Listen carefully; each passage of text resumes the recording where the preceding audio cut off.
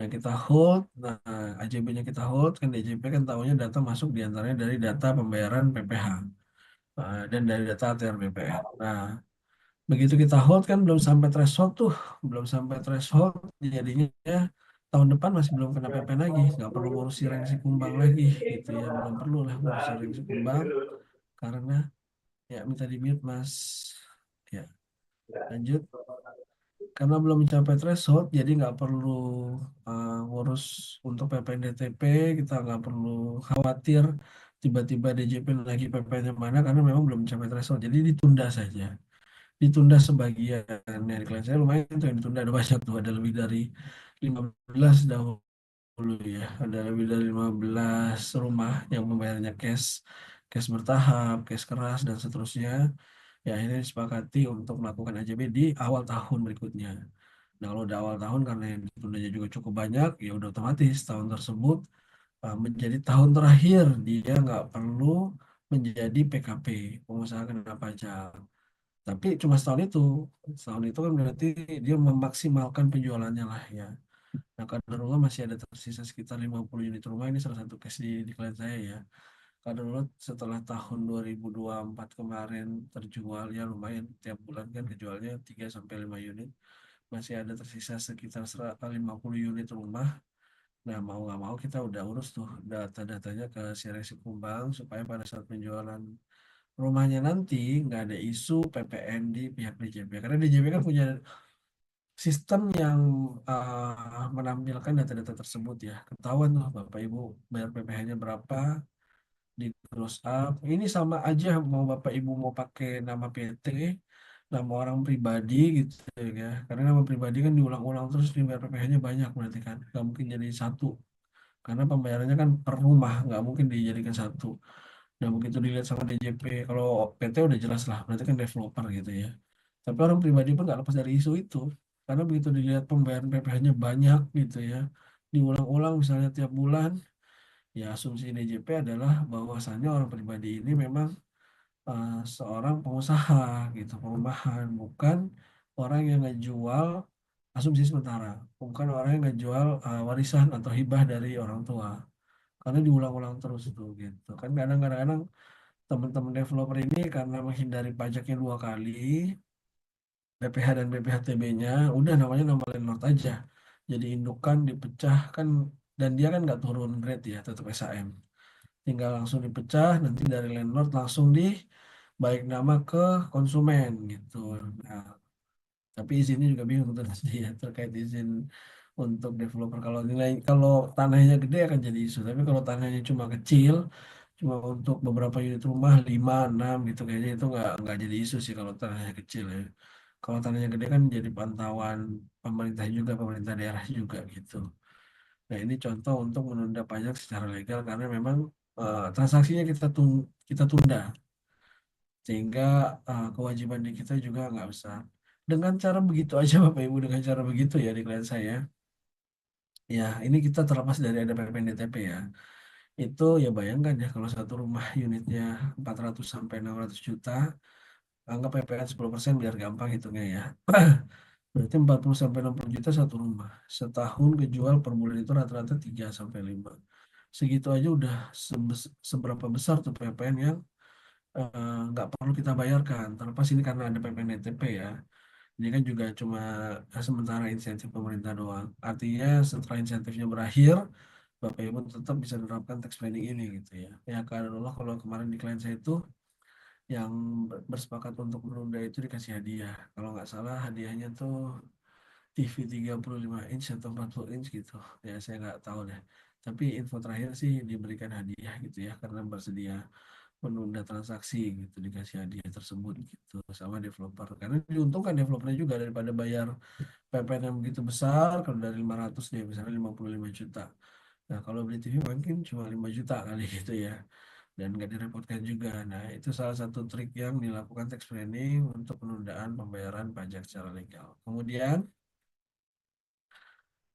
ini pengendalian pajak ya tadi sudah disampaikan formal material. Hal yang penting di tax planning adalah tidak melanggar ketentuan perpajakan eh, secara bisnisnya masuk akal dan bukti pendukung yang memadai, misalnya perjanjian, faktur, kebijakan akuntansi. Nah, ini di bawahnya sebelah kanan bawah ini contoh praktek tax planning.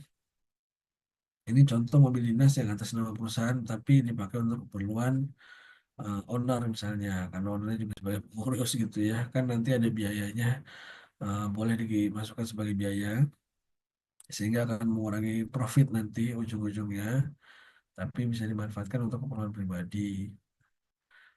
Kemudian ini ada tunjangan transport, ya sama nih reimbursement at cost dianggap sebagai kegiatan operasional. Diversifikasi usaha, jadi dipisahkan. Ada pembukaan cabang perusahaan baru untuk limit omset kena pajak misalnya tadi. Kalau dari awal mau apa akuisisi lahan ya, kalau saya selalu bilang ya planningnya gimana nih, mau dibikin berapa klaster misalnya, mau dibikin 5 klaster, dibikin 5 perusahaan aja. Jadi nanti akan akuisisi lahannya juga dari 5 PT gitu. Kalau memang 5 PT tujuannya itu menghindari threshold sebagai PKW tadi, pengusaha kena pajak tadi.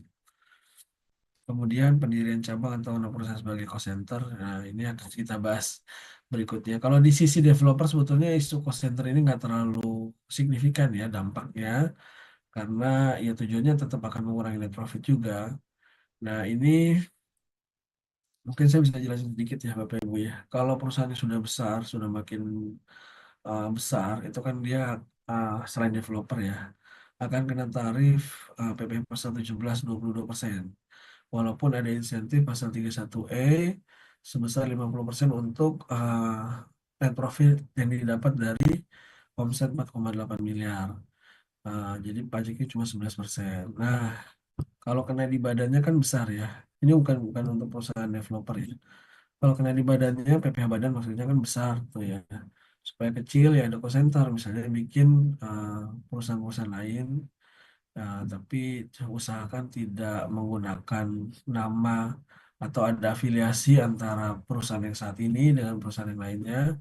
Nah, itu dijadikan cost center. Kalau jadi cost center kan kecil pajaknya. Kalau mereka UMKM 0,5. Jadi harusnya kalau kena di badan misalnya 11% atau 22%, nah kena di PT lain gitu ya, karena menjadi subkon kita misalnya, itu cuma 0,5. Kalaupun nggak masuk 0,5, ya apa masuknya ke PPh tiga misalnya 2%. Nah, kecil juga seluruhnya. Ini contoh-contoh praktek tax planning. Sebetulnya eh, kalau ya kita kalau di negara-negara ada afiliasi seperti ini sebutnya kan transfer pricing. Ini pun namanya transfer pricing sebetulnya.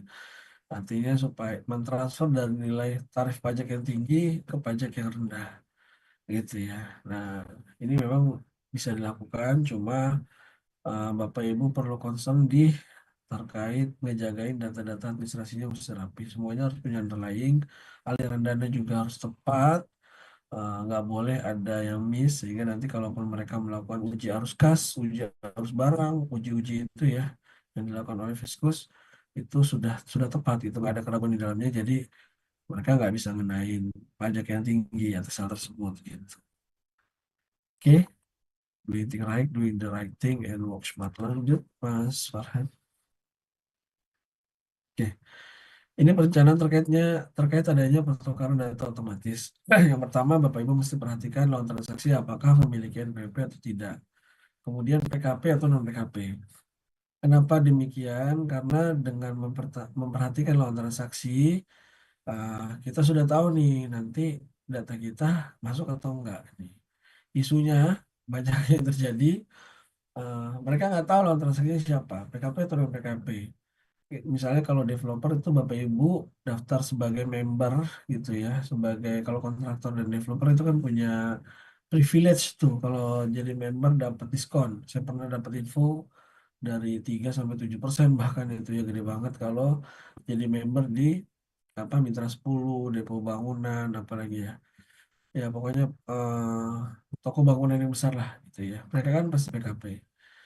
Nah, by the way, saya udah ulas kan kemarin ya, udah saya sampaikan kenapa mereka PKP ngenain PPN, tapi harganya bisa kompetitif sama yang di toko bangunan kecil gitu ya.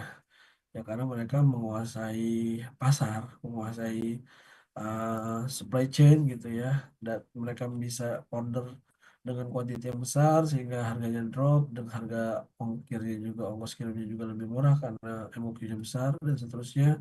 Makanya mereka bisa kompetitif harganya dan kadang-kadang mereka bisa ngatur si produsennya juga gitu, bukan ngatur artinya bisa negonya lebih enak lah karena mereka mesennya kan dengan jumlah yang banyak gitu, dengan jumlah yang besar, beda sama toko bangunan yang kecil yang mereka nggak bisa melakukan hal itu karena belinya juga sedikit gitu, mereka nggak bisa negosiasi harga yang lebih rendah. Ya, dan kalau harus kena PPN ya nggak bisa jualan lah mereka gitu ya. Kemarin saya sudah sempat ulas sedikit, ini saya ulas lagi, ulang sedikit lagi. Nah, kalau lawan transaksinya PKP Bapak Ibu, kita jadi member, walaupun kita nggak terima tuh faktur, tapi mereka kan bikin tuh masuk tuh begitu gesek oh transaksi atas member ini gitu ya, ketahuan PT apa, ada fakturnya itu lengkap tuh sebetulnya tanpa Bapak Ibu tahu gitu ya. Ada tuh, karena mereka waktu Bapak Ibu waktu daftarin sebagai member PT-nya misalnya, itu kan daftarin NPP juga pasti. Pasti diminta tuh NPP-nya, NPP perusahaannya. Supaya dapat diskon itu tadi 3 sampai 7%. Nah, ketahuan jadinya tuh pembelian bahannya kalau belinya di situ doang ya. Kalau belinya di situ doang, kalau belinya campur-campur ya berarti yang ketahuan yang cuma di tempat yang gede doang. Ketahuan tuh HPP-nya berapa sih atas material misalnya ya. Semuanya berapa? Karena DJP dapat datanya fakturnya. Oh, PT ini punyanya Pak Fulan misalnya beli materialnya aja setahun misalnya 5 miliar, nggak mungkin gitu ya. Nggak mungkin kalau rumahnya inden ini ya, ngomong kalau rumahnya inden karena rumah inden itu kan begitu ada order begitu dibayar baru dibuat gitu ya, kecuali rumahnya di stok semua, wajar kalau penghasilannya masih kecil. Nah, kalau rumahnya inden misalnya ketahuan ya beli materialnya aja 5 miliar, nggak mungkin penjualannya di bawah 5 miliar gitu. Nah, ini data-data yang kita harapkan kalau bisa kita kurangi lah hal-hal seperti ini. Tentunya dengan mempertimbangkan aspek tadi keuntungan untuk diskon dan seterusnya gitu ya. Mungkin bisa di split beberapa nama gitu ya. Mau nggak mau, syukur-syukur sih kalau bisa pakai nama orang pribadi, member tapi punya privilege diskon-diskon itu juga gitu ya. Dan nama orang pribadi ini kan nanti berarti bisa dua minimalnya PT ini sama OP supaya terbagi lah gitu data pembeliannya gitu. By the way, kalau orang pribadi kayaknya nggak sampai diminta NPWP deh, NIK aja. Tapi NIK pun kan DJP udah punya datanya sekarang ya. Udah apa? Udah terpadankan lah semuanya data-data NIK semua.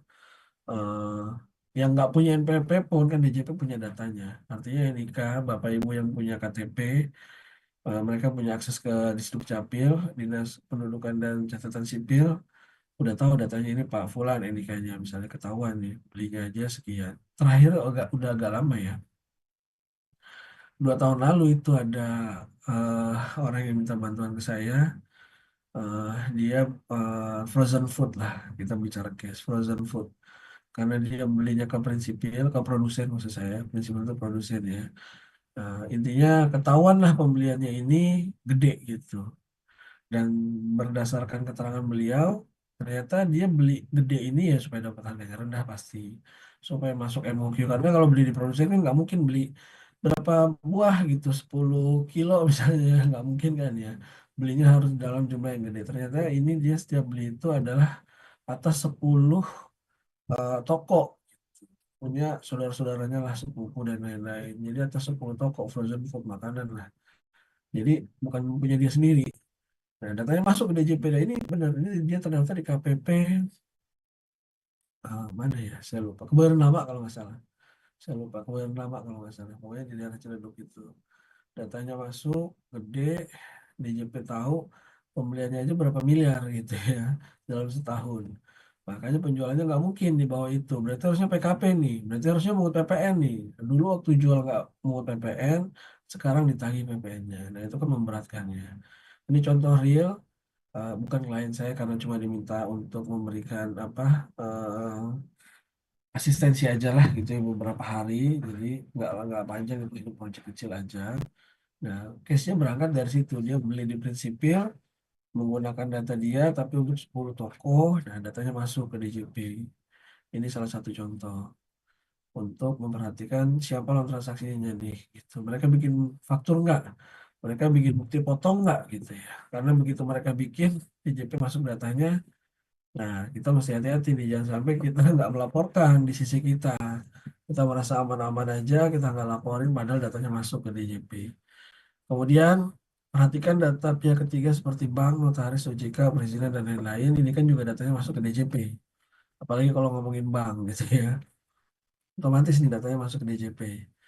Kemudian, poin ketiga adalah semakin sedikit data yang bisa diakses dan global, maka semakin selamat. Maksudnya di sini semakin ya kalau kita transaksinya ke konsumen akhir aja, gitu ya, nggak ke perusahaan yang di mana perusahaan lain mungkin PKP.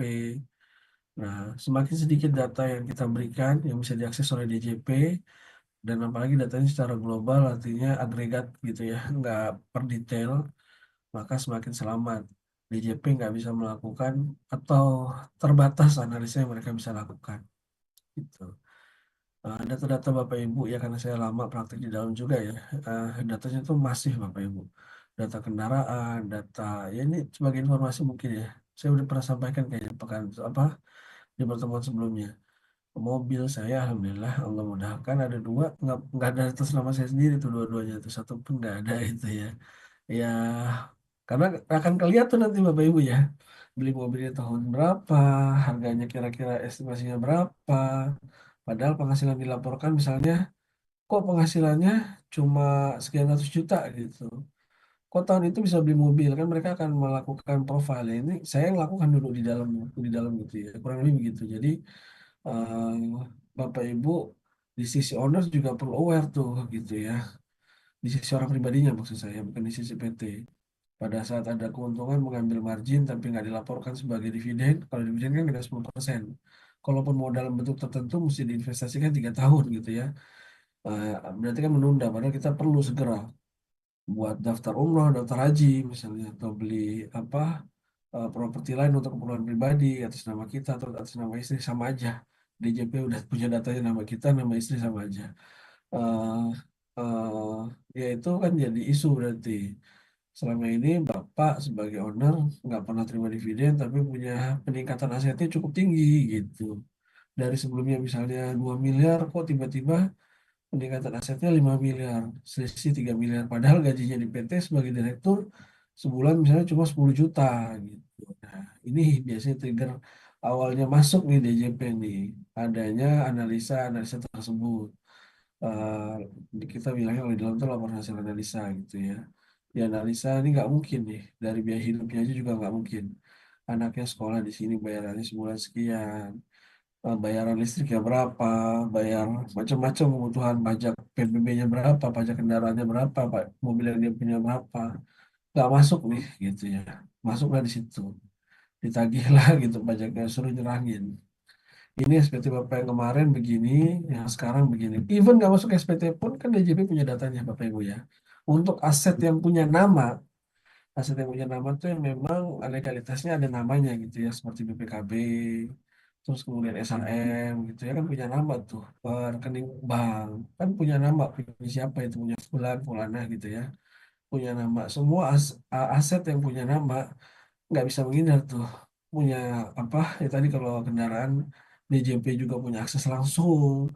Saham juga Bapak Ibu punya PT berapa di AHU kan, DJP punya akses ke AHU juga. AHU itu maksudnya Kementerian Kemenkumham gitu ya.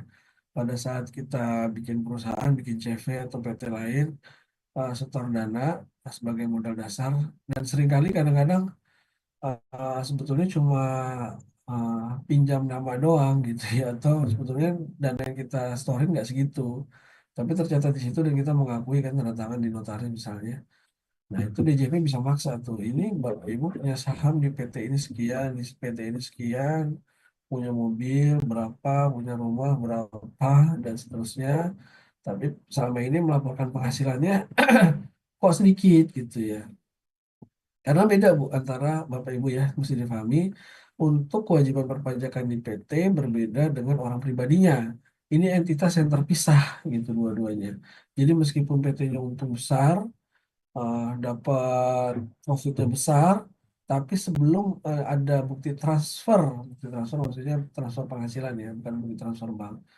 Selama belum ada bukti yang menyatakan bahwa dari PT tersebut akhirnya diberikan kepada owner pemegang saham atau berupa ya apa dividen kalau sebagai PT ya. Nah ini ya DJP harus eh, bisa tanya nih, gitu. Kok bisa Bapak Ibu punya aset sedemikian besar padahal dilaporkan pajaknya kecil gitu ya. Cuma gaji bulanan 10 juta misalnya kan pajaknya kecil tuh kalau gaji bulanan 10 juta. Nah, triggernya kadang-kadang masuk dari situ juga. Jadi Bapak Ibu perlu aware di sisi owner untuk pajak pribadinya juga, nggak cuma dari PT-nya.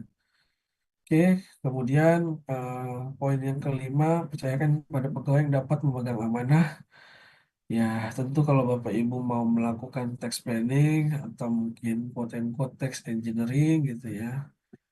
Kalau tax engineering kan melakukan serangkaian rekayasa usaha, rekayasa apa ya?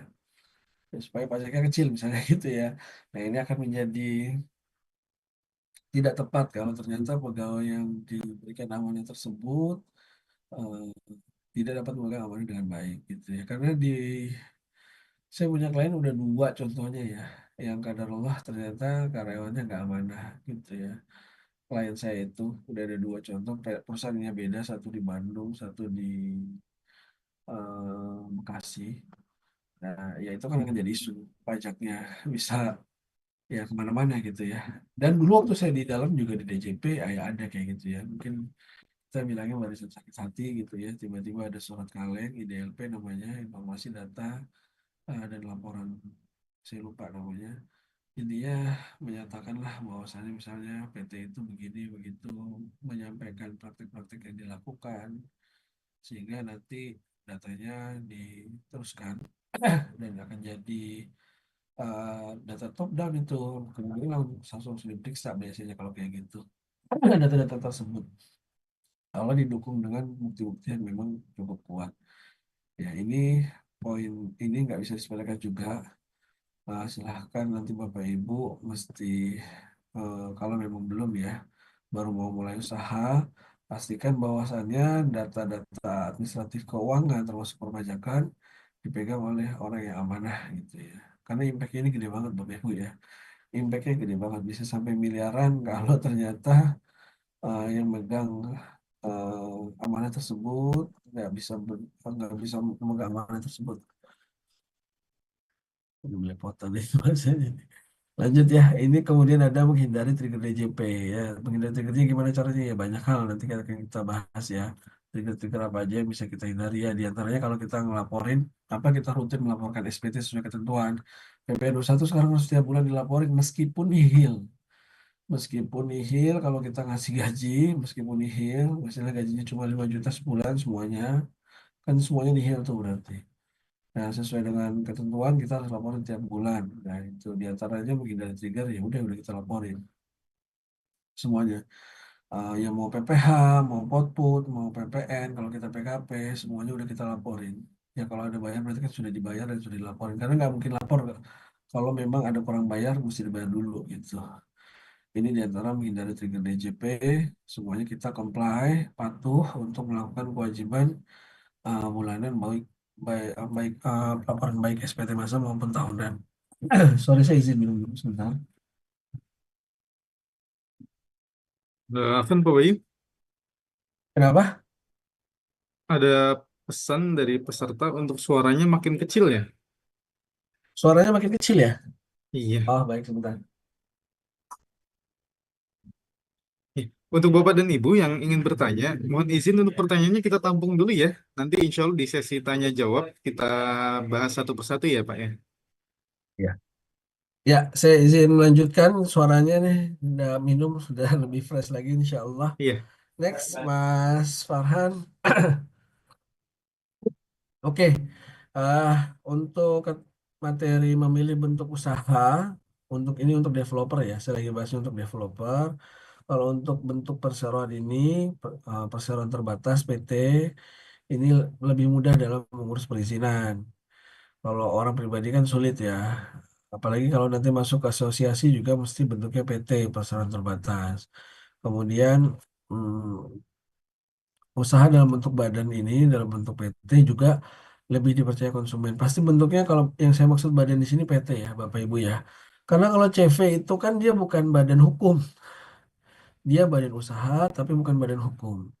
Sehingga nanti kalau Bapak Ibu mau balik nama kan nggak bisa tuh. Untuk ke CV itu nggak bisa tuh. Pembelian CV itu nggak bisa atas nama CV itu.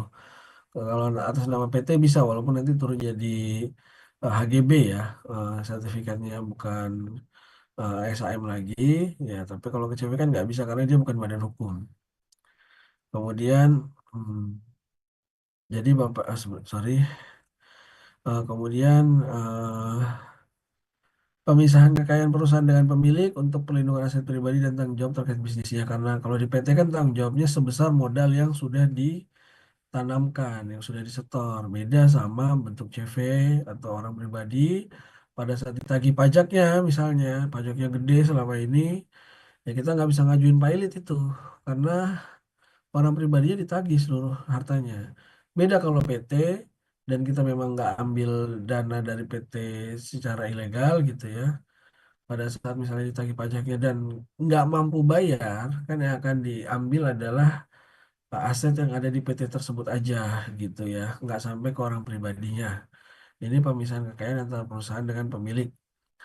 Kemudian bentuk perusahaannya ini juga memudahkan akses untuk ke modal atau pinjaman perusahaan.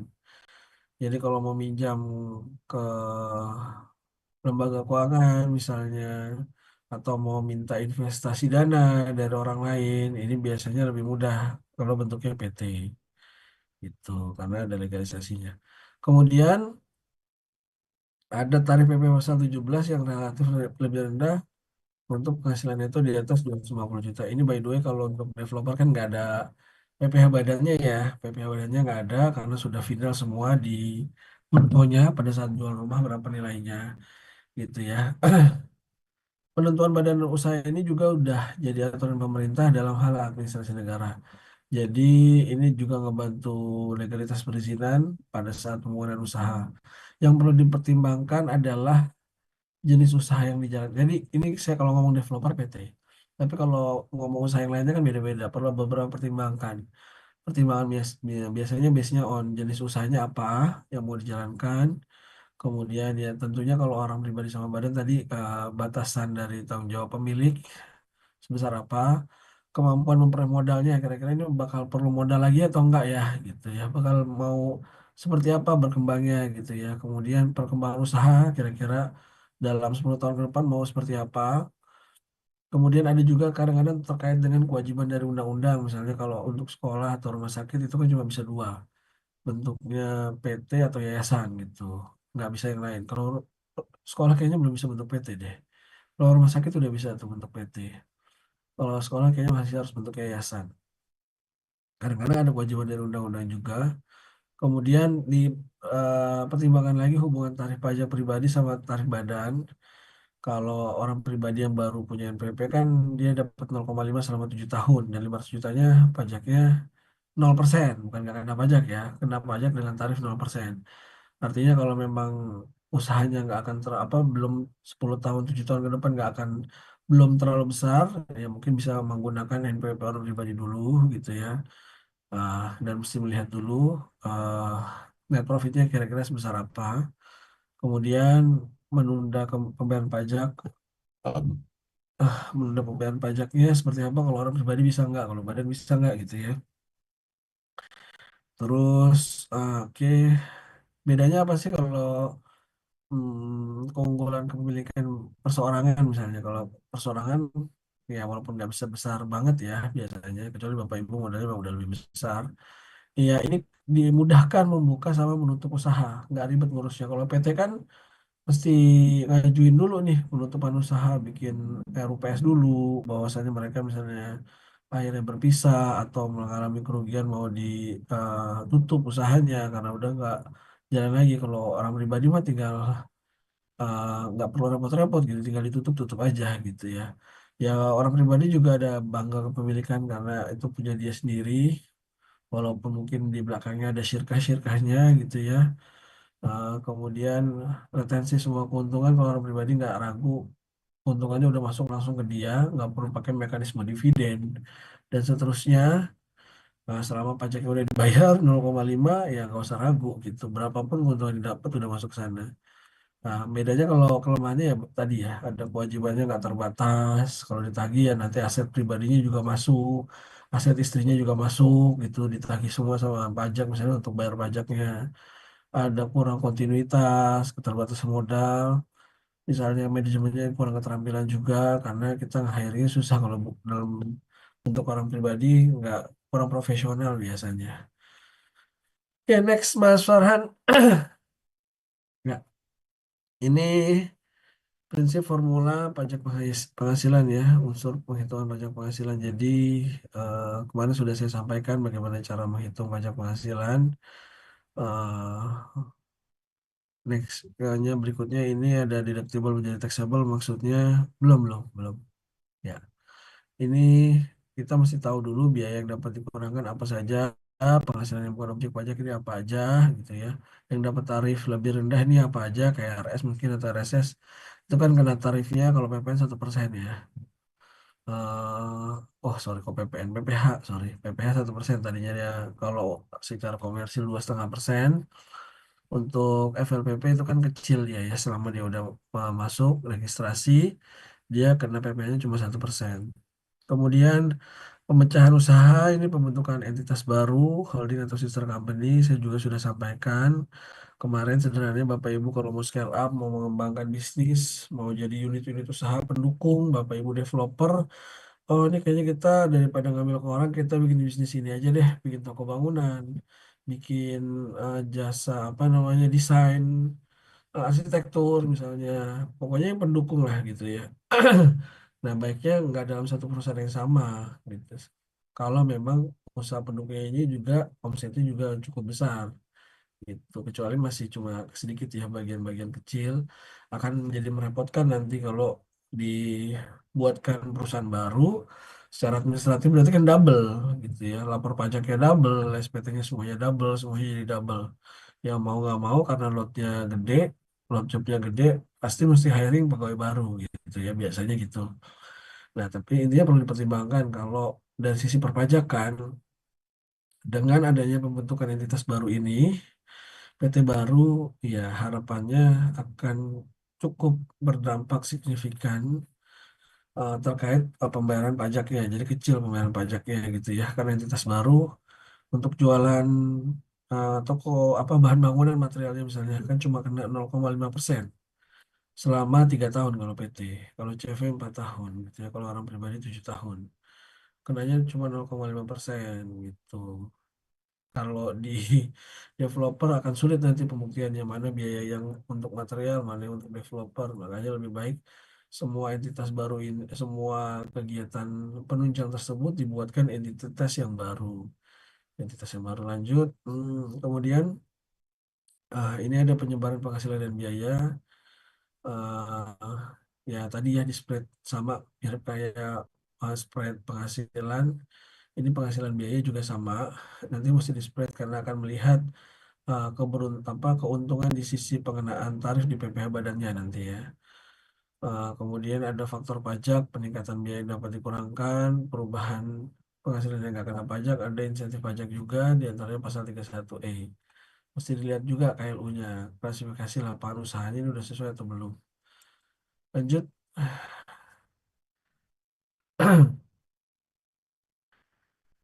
Ini biaya untuk mendapatkan penghasilan ini biaya yang dapat dikurangkan apa aja ya? Metode penyusutannya kita mesti lihat kira-kira mana yang paling menguntungkan. Meskipun Bapak Ibu developer kan ini ngomongin PT ya, developer PT kan mesti lapor SPT tahunan, mesti bikin laporan keuangan dan nanti ada net profit. Net profit itu akan jadi isu mau jadi dividen atau enggak gitu ya, mau diambil atau enggak. Nah, walaupun masih banyak orang yang menganggap ya namanya PT-nya punya dia sendiri, perusahaan dia sendiri, ya udah masuk kantong kiri dari kantong kanan gitu ya. Keluar kantong kiri masuk kantong kanan. Nah ini eh, kalau cuma metodenya begitu ini hati-hati Bapak Ibu karena pajaknya juga cukup besar. Lebih baik kita berstrategi. Di antaranya kan kalau untuk investasi tertentu itu bisa pakai emas batangan selama 3 tahun. emas batangan selama 3 tahun. Dan itulah menurut saya investasi yang diatur di PMK 18 yang paling tidak dapat dimonitoring oleh DJP gitu.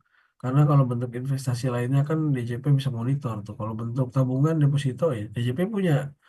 Oh si Fulan punya tabungan di bank ini berapa rekening, bisa 3 rekening, 2 rekening, tahu. DJP punya datanya. Ya bentuk yang lainnya semuanya itu DJP punya akses datanya. Kalau bentuknya logam mulia kan DJP nggak punya. Nah gitu. Apalagi kalau kita belinya misalnya pembuktiannya eh, untuk report kan perlu reporting itu ya supaya PPh-nya 0%, perlu reporting 3 tahun. Nah misalnya kita caranya kalau beberapa case saya minta nggak apa-apa belinya di Antam aja biar datanya masuk ke DJP. Karena kalau beli di Antam itu datanya masuk ke DJP Bapak Ibu. Kasus terakhir 2 bulan ya atau 3 bulan lalu yang kasusnya siapa namanya Tante Besti yang sempat trending gitu ya. Itu DJP berangkatnya data dari pembelian emas di Antam. Jadi strateginya mereka itu karena mereka pembayaran cicilan langsung ke developer bertahun-tahun. Nah, mereka caranya supaya nilainya kuat gitu pada saat nanti dikonversi. Jadi mereka baru jualan data nih gitu ya. Baru jualan gambar, sorry. Jualan gambar, rumahnya baru dibangun setelah 5 tahun lagi misalnya. Tapi suruh cicilan dulu sekarang, metodenya mereka gitu tuh. Bahkan orang yang apa katanya, ini ya jargonnya mereka itu bisa tetap punya rumah kok gitu. Cicilannya per hari hanya berapa sih lupa ya, 10.000 atau berapa gitu.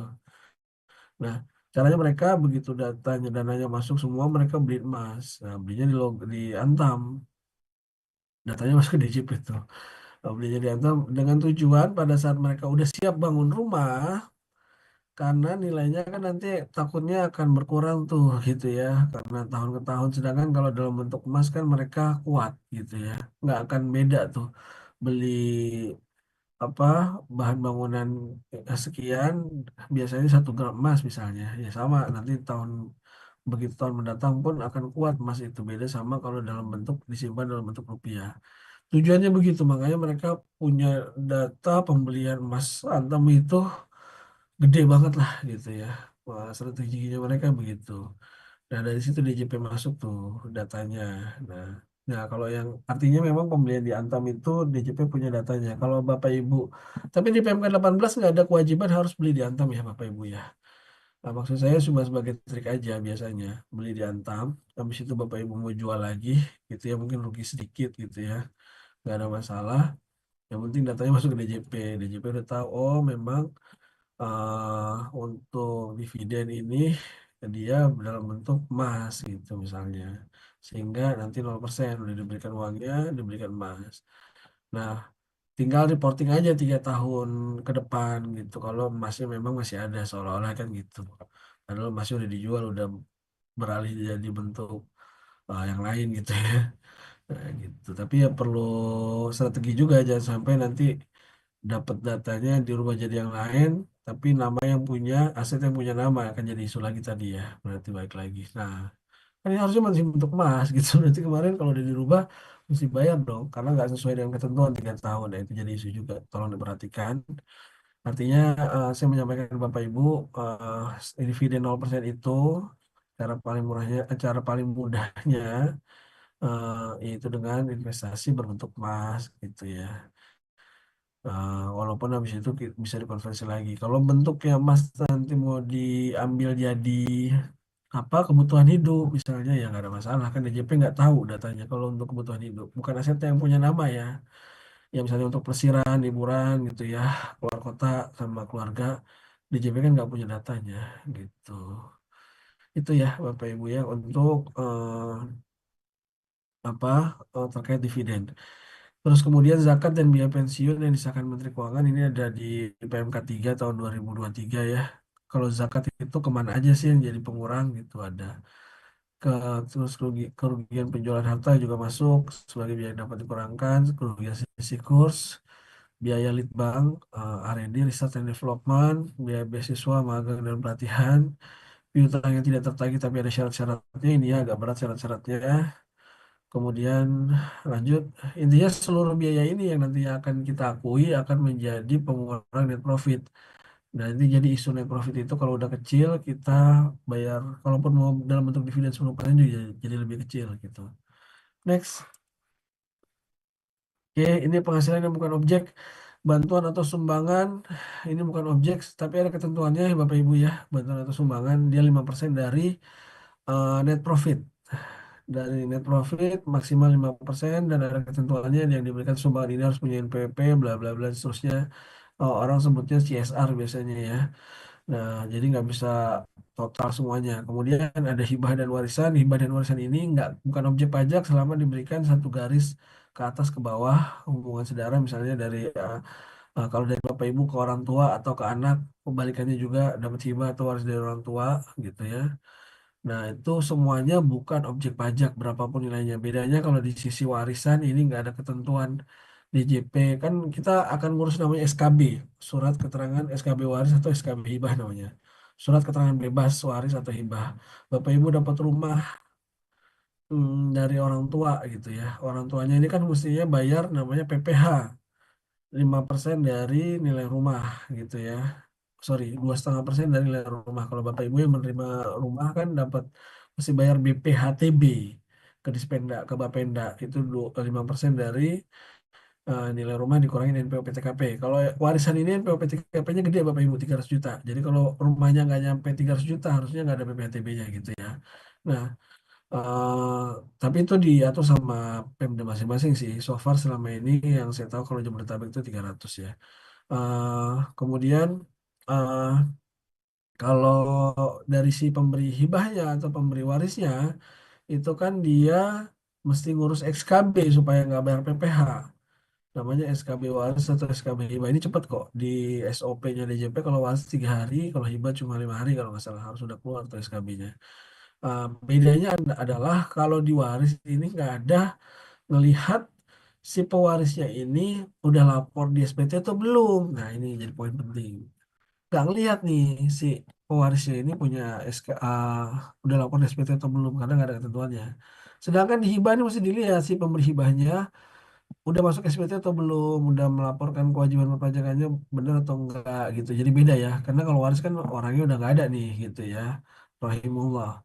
Tapi kalau hibah berarti orangnya masih ada nih, DJP masih bisa ngusut lah bahasanya, masih berhak ngusut.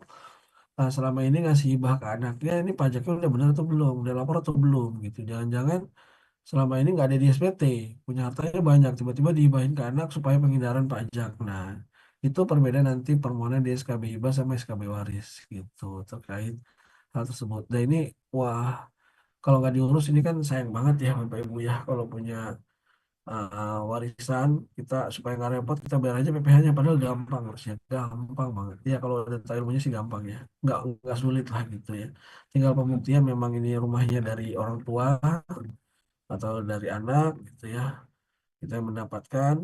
Nah, tinggal diurus SKB-nya supaya nggak perlu bayar PPh. Kemudian penghasilan bukan objek pajak, setoran tunai penyertaan saham diterima badan. Kemudian imbalan dalam bentuk natura, ini ada sebagian, walaupun udah diatur di PMK yang baru ya, PMK 164, ini, tapi kita skip dulu pembahasan natura karena panjang. Ini penerimaan asuransi pada orang pribadi, terus kemudian dividen yang diterima orang pribadi dan badan. Kalau syarat untuk orang pribadi itu investasi tertentu selama 3 tahun dan ada laporan realisasi investasi 3 tahun. Kemudian iuran pensiun, penghasilan modal yang ditanamkan. Kalau kita bentuknya dividen dalam bentuk modal, jelas sudah nggak ada nggak ragu ya. Ya itu yang udah legal berarti kalau nggak usah pakai bentuk emas berarti dividennya ditanamkan kembali di perusahaan itu. Dividen saham lah misalnya, itu jelas pajaknya nol. Kemudian bagian laba yang tidak terbagi atas saham ini misalnya CV, eh, persekutuan, eh, macam-macam ya bentuk badan usaha, tapi bukan PT karena nggak terbagi atas saham. Kemudian bunga obligasi yang diterima perusahaan reksadana, penghasilan yang diterima perusahaan Ventura. Next, next saja Mas. Ini terkait perpanjangan jangka waktu pengenaan pajak, misalnya penjualannya secara angsuran atau kredit gitu ya. Nah, ini kan berarti pajaknya juga dicicil sesuai dengan besarannya angsuran. Besarannya pada saat mereka mengangsur terminnya misalnya ada beberapa. Nah, pajaknya juga ya nggak usah kita bayar full. Kemarin kan ada pertanyaan tuh, kalau di pekan lalu pertemuan sebelumnya. Gimana kalau pajaknya kita mau bayar full semuanya, bikin AJB langsung supaya mau bikin AJB. Pasti kalau saya logiknya langsung mikir ya isunya berarti supaya dia tahu nih tahun depan NJOP-nya bakal naik gitu ya. Supaya pajaknya kecil udah pakai NJOP sekarang aja misalnya. Kan beberapa teman-teman masih pakai apa perhitungan NJOP dinaikin sedikit lah gitu penjualannya walaupun itu juga perlu pertimbangan matang tentunya ya. Kalau saya udah punya skemanya tuh, nanti kita akan bahas sedikit lah skemanya. Skemanya kira-kira berapa sih nilai yang wajar gitu ya. Biaya-biaya apa aja sih yang bisa dikurangkan dari nilai jual. Kita kurangkan semuanya sehingga itu adalah nilai yang akan jadi DPP gitu. Nanti akan kita bahas sedikit. Kemudian eh kalau ini pembelian tunai jadi leasing, biaya leasing lebih besar dari penyusutan, ya diversifikasi usaha penunjang, entitas baru, sewa atau rental. Oke, ini kayaknya bisa kita skip aja. Lanjut. Di perencanaan PPH, Bapak Ibu, kalau Bapak Ibu scale up tadi ini sudah bahas ya, dibentuk entitas baru, manfaatkan fasilitas perpajakannya, kenali fasilitas atau pengecualian dalam PP Pasal 4 Ayat 2. Kalau sekarang mudah-mudahan segera terbit ini ya, ini udah tanggal 18 Januari, PMK-nya belum terbit untuk PPNDTP mudah-mudahan segera terbit supaya Bapak Ibu yang mau akad yang memang harusnya bisa dapat insentif tersebut nggak perlu bayar PPN lagi gitu ya. Kemudian dividen yang dikecualikan dari objek pajak penghasilan di PMK 18 OJK. Terakhir pendetailan nilai transaksi mana yang kena PPN mana yang bukan merupakan objek PPh yang tadi saya bilang ya didetailkan nilai transaksinya di breakdown dari kalau jual 500 sudah include free PPN, free BPHTB, free apa namanya, free SHM, free kanopi macam-macam kan gimmicknya macam-macam tuh ya. Nah itu free pajak dibilangnya tulisnya. Nah itu nanti kita perlu detailkan tuh nilai transaksinya sebetulnya berapa sih dari 500 itu gitu. Misalnya 500 juta harusnya cuma bisa jadi cuma 450 nih atau bahkan 400 juta sebetulnya karena ada biaya-biaya lain sebetulnya yang menyertainya itu kan bukan DPP berarti harusnya yang diterima benar-benar murni oleh developer itu nggak segitu gitu. Nah ini jadi penting karena itu jadi salah satu isu untuk mengurangi pajak ya tax planning ya. Next, nanti kita akan bahas Bapak Ibu ya. Tenang, untuk itu nanti saya share Excelnya di grup juga saya share. Kan di grup udah nggak ada yang sisi satu berarti ya. Akan saya share kira-kira biaya-biaya apa aja sih gitu yang jadi pengurang gitu sesuai ketentuan gitu ya. Karena ada ketentuannya ini mana yang merupakan yang boleh jadi pengurang kan adalah kewajiban dari si pihak pembeli. Nah, mana aja yang merupakan kewajiban dari pihak pembeli atau konsumen gitu. Kalau dari pihak developer ya nggak bisa gitu, nggak bisa jadi pengurang. Kemudian di PP pasal 21 ini ada PP 21 sekarang cuma dua, gross atau gross up yang menguntungkan untuk perusahaan yang tentunya metode gross karena pajaknya ditanggung oleh karyawan sendiri. Eh, tapi kalaupun pakai metode gross up karena untuk membantu karyawan ya mungkin akan impactnya ke semangat kerjanya gitu ya. Kemudian manfaat fasilitas dan pengecualian untuk natura dan kenikmatan ini PMK 66 tahun 2023. Kalau dulu masih dispute ini sebetulnya boleh dikurangkan atau enggak sih gitu, boleh sebagai pengurang atau enggak, deductible expense atau enggak gitu, atau non deductible. Nah sekarang udah jelas di PMK 66 ini dipisahkan mana intinya pada dasarnya natural dan kenikmatan ini semua boleh jadi biaya gitu ya, boleh jadi biaya dengan syarat tertentu, ada ketentuannya. Manfaatkan fasilitas perpajakan. Kemarin sih kita sudah bahas untuk PP Pasal 21 untuk developer ya isunya berarti kan di karyawan pekerja uh, karyawan tidak tetap itu ya si tukang, si mandor, si kenek gitu ya yang gajinya per hari di bawah 450.000 itu kan PPh-nya 0%. Begitu 450 sampai 2,5 juta PPh-nya 0,5%. Nah, itu salah satu strategi itu tax planning Bapak Ibu. Karena kalau kita nggak melakukan itu, nanti bikin laporan keuangan, ada biaya gaji, kok selama ini nggak lapor PPh, atau lapornya kok nilainya kecil misalnya. Nah, itu kita tinggal upload-upload aja kan gampang ya. By the way, sekali lagi uploadnya ini yang saya maksud, upload di DJP online yang kemarin. Kalau Cortex karena masih banyak kendala ya, saya juga belum tahu nih Mekanismenya gimana? Ya kalau lihat dari skemanya sih kan pakai XML itu ya. Berarti ya sama metodenya, tinggal upload-upload aja, nggak susah kok. Itu sebentar harus ya. Kondisinya karena belum jalan dengan baik aja nih Cortex-nya. Jadi tinggal di-upload aja. Misalnya 400, misalnya gajinya 300.000, ada berapa tukangnya? 20 gitu, 6 juta misalnya. Ya kan lumayan, kalau setahun berapa tuh? Nah, pengurangnya. Kalau kita nggak laporin, ya akan jadi isu karena nggak balance antara pelaporan di SPT masa sama SPT tahunan.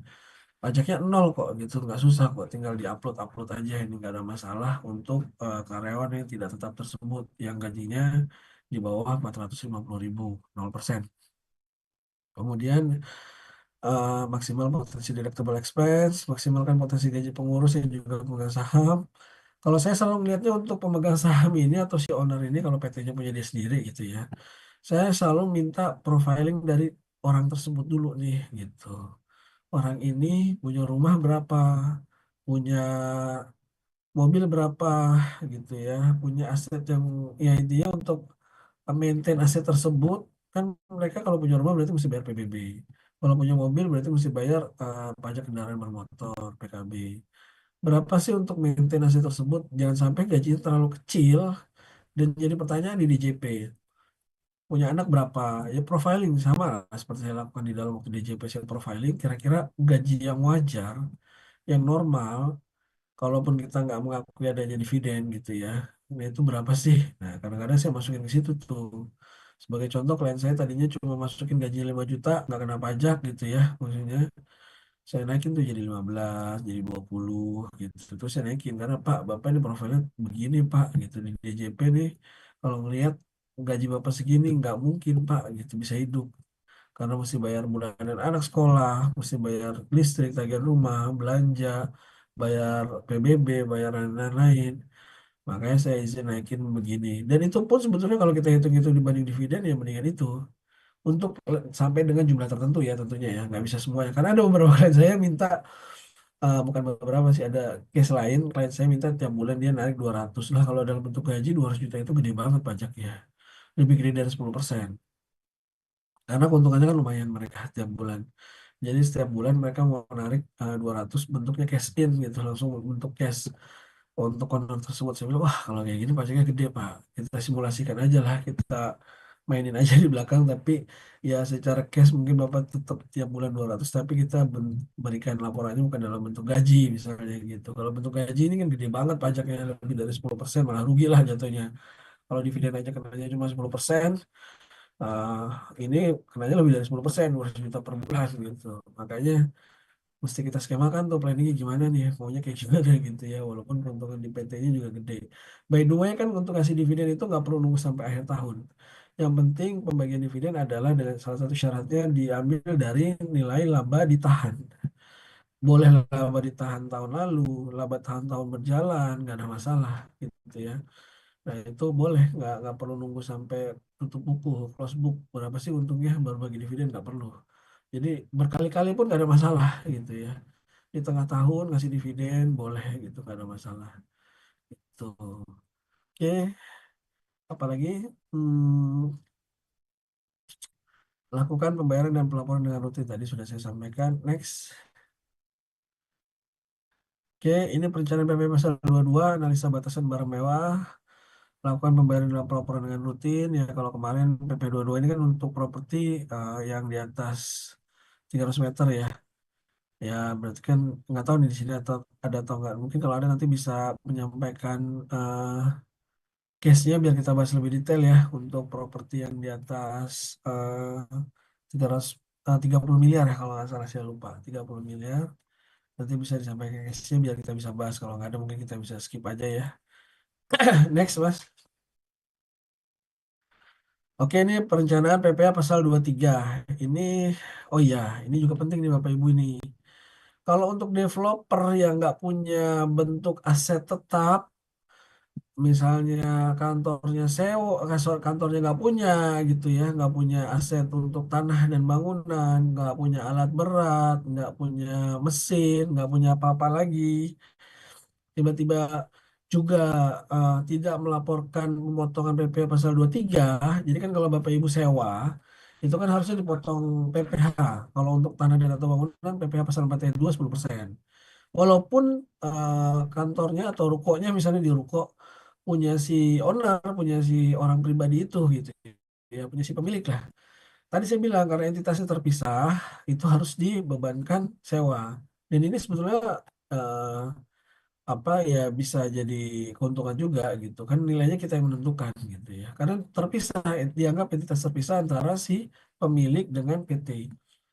Terus kemudian yang jadi isu lagi alat berat, developer nggak punya alat berat gitu ya, nggak punya eskavator, nggak punya alat berat lainnya, tapi bisa ngebangun perumahan gitu ya, tapi nggak pernah ngasih bukti potong sewa atau jasa dari PT lain gitu ya untuk land clearing dan seterusnya. Nah ini juga akan jadi pertanyaan.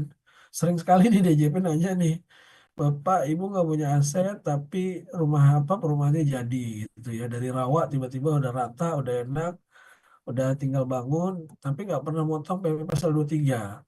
Kalau dikerjakan oleh perusahaan lain kita subkon kan berarti harusnya kita potong tuh Pak. Kalau dia bentuknya jasa dipotong PP pasal 23, kalau jasa konstruksi dipotong PPh pasal 4 ayat 2. Semuanya harus ada tuh, harus dipotong tuh, termasuk ini PPh pasal 23. Intinya eh, kalau biaya itu mau kita bebankan di laporan keuangan dan memang sewajarnya ada, nggak mungkin developer apa nggak punya alat berat tapi bisa beres semuanya gitu. Misalnya ini contoh ya Pak. Kecuali developernya cuma rumah-rumah kecil, akuisisi lahan misalnya cuma kecil buat 5 rumah, 6 rumah, tapi emang rumahnya tinggal apa udah siap bangun tanahnya gitu ya dan seterusnya. Nah, kita ngomong secara umum lah. Ya, kalau memang nggak punya alat berat berarti sewa. Kalau sewa berarti harusnya dipotong PPh pasal 23 untuk alat beratnya. Kalaupun itu dari kita ya yang ngerjain apa si supirnya, bukan supir namanya apa ya, ya pokoknya yang ngerjain itu ya dari kita. Kalau dari mereka semuanya udah include semuanya masuk ke jasa dipotong 23 juga kecuali jasa konstruksi dimasuknya ke PP pasal 4 ayat 2. Intinya harus ada perencanaan PPh ini motong seluruh penghasilan yang diterima vendor gitu ya. Termasuk kalau misalnya arsitektur berarti dipotong PPh pasal 21 kalau orang pribadi. Kemudian manfaatkan fasilitas perpajakan, kenali adanya fasilitas atau pengecualian dalam PPh 23. Kemudian sama lakukan pembayaran dan pelaporan dengan rutin gitu ya. Ini mutlak harus dilakukan dan ini dilaporkan karena udah ada PMK 81 yang baru ya, tanggal 15 bulan berikutnya paling telat harus disetorkan. Kalau sebelumnya kan tanggal 10 ya yang dipotong, sekarang tanggal 15 berubah. Di PMK 81 tahun 2024 berubah, jadi tanggal 15 harus dilaporkan atas bukti potong itu. Nah, udah nggak bisa kabur nih, mau pakai NK, mau pakai NPWP, semuanya udah masuk ke sistem gitu. Lanjut, next. Nah, ini perencanaan PPN. Eh, kalau yang saya lihat kebanyakan dari klien saya itu kan bikinnya rumah. Kalau rumah itu penyerahan akhirnya ke konsumen. Sorry, saya izin dulu sebentar.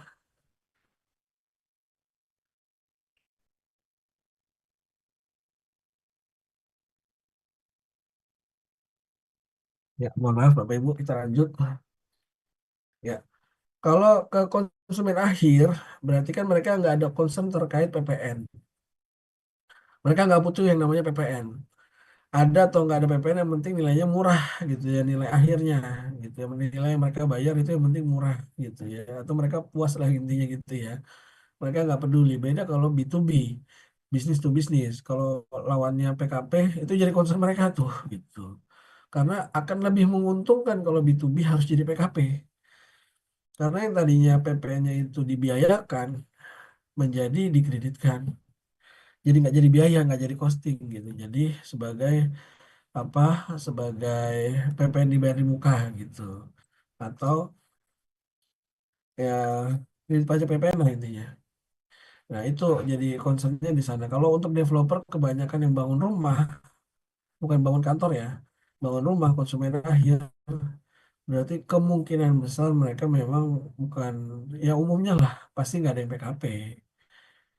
Dan kalau pun PKP bukan dalam kegiatan usahanya gitu, nggak jual beli rumah gitu ya. Nah, itu yang pertama. Jadi, berarti kita nggak perlu jadi PKP, itu yang pertama. Kecuali artinya ini bukan pilihan bukan ngomongin pilihan threshold 4,8 ya kalau karena kalau udah lebih dari itu kan jadi wajib. Nah, tapi kalau pilihannya ada di kita, jadi PKP atau enggak, jangan jadi PKP. Kemudian kalau harus PKP karena sudah melebihi threshold, maksimalkan penghematan pajak yang mungkin terjadi.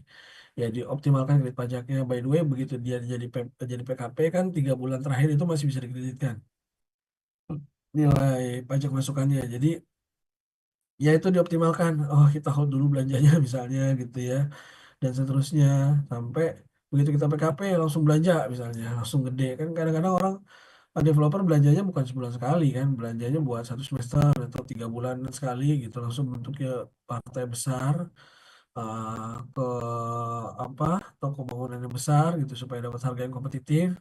Nah itu tolong dimaksimalkan sehingga pajak masukannya juga bisa maksimal gitu, dimasukkan ke sana masa terjadinya PK dan PM gitu. Kemudian kalau salah satu tadi penghematannya caranya dengan menunda PK-nya misalnya gitu ya, itu juga bisa jadi salah satu opsi. Kemudian ini entitas baru sama ya kayak PPH, PPN pun sama supaya menghindari PPN. Hindari pembayar PPN lebih awal dibanding pembayaran yang dilakukan oleh pelanggan. Ini juga hindari piutang macet. Ya, ini contoh tadi kalau kontraknya, eh ya karena kita udah invoicing, tapi kan kalau invoicing pasti belakangnya harus ada faktur dan tanggal faktur harus sama dengan tanggal invoice gitu ya. Nah berarti kalau masih lama jatuh temponya berarti kan mau nggak mau PPN-nya kita mesti bayar tuh ya. Ini perlu dihindari nih hal-hal seperti kayak gini nih. Kecuali memang di BUMN sama bendaharawan pemerintah memang agak sulit ya. Kalau mau ya begitu gitu, mau nggak mau kita nurut sama mereka gitu. Kemudian hindari pajak masukan yang nggak dapat dikurangkan karena nggak lengkap administrasinya atau keterlambatan fakturnya. Kemudian rencanakan semenjak awal perolehan tanah, tadi saya sudah bilang kalau mau misalnya apa biar buat perumahan misalnya contoh 5 hektar, masing-masing 1 hektar dibikin satu klaster kecil-kecil gitu ya, 1 hektar 1 hektar misalnya, 10.000 meter dapat berapa rumah. Nah itu udah di planningin dulu nih dari awal gitu, misalnya oh pakai 5 PT cukup, oh pakai 2 cukup gitu, dan seterusnya supaya nggak ada isu PPN gitu. Di antaranya itu sih karena PPN ini kan gede banget ya Bapak Ibu ya, 11%. Kemudian pendetaran nilai transaksi mana yang kena PPN, mana ini sama isunya sama PPH karena dari DPP akan melihatnya. Next, oke, ini badan atau OP, PKP atau non PKP, jelas tadi ya, pakai badan dan kita pilihnya non PKP. PPh satu gross atau gross up yang paling menguntungkan untuk perusahaan gross. Nilai penyerahannya NJOP atau harga jual. Kalau ketentuannya sebenarnya bukan pilihan ya Bapak Ibu ya. Kalau ketentuannya mana yang lebih besar antara harga jual sama NJOP. Karena begitu lebih rendah dari NJOP harus pakai harga NJOP. Ini kalau kasus di bawah harga NJOP sebenarnya jarang banget ya. Paling mungkin kasus yang ada tuh waktu zamannya apa Lumpur Lapindo. Nah itu. Nah, mungkin itu di bawah harga NJOP itu kalau ada yang mau jual tanahnya. Nah, itu. Tapi case-nya jarang lah yang ada di bawah NJOP. Tapi ada juga sebetulnya di beberapa tempat di Jawa Barat itu realnya, harga realnya itu di bawah dari harga NJOP. Ini harga realnya, ngomong harga realnya, harga pasarnya ya gitu. Tapi harga NJOP-nya udah terlalu tinggi di set sama bupatinya gitu ya. Jadinya mau nggak mau eh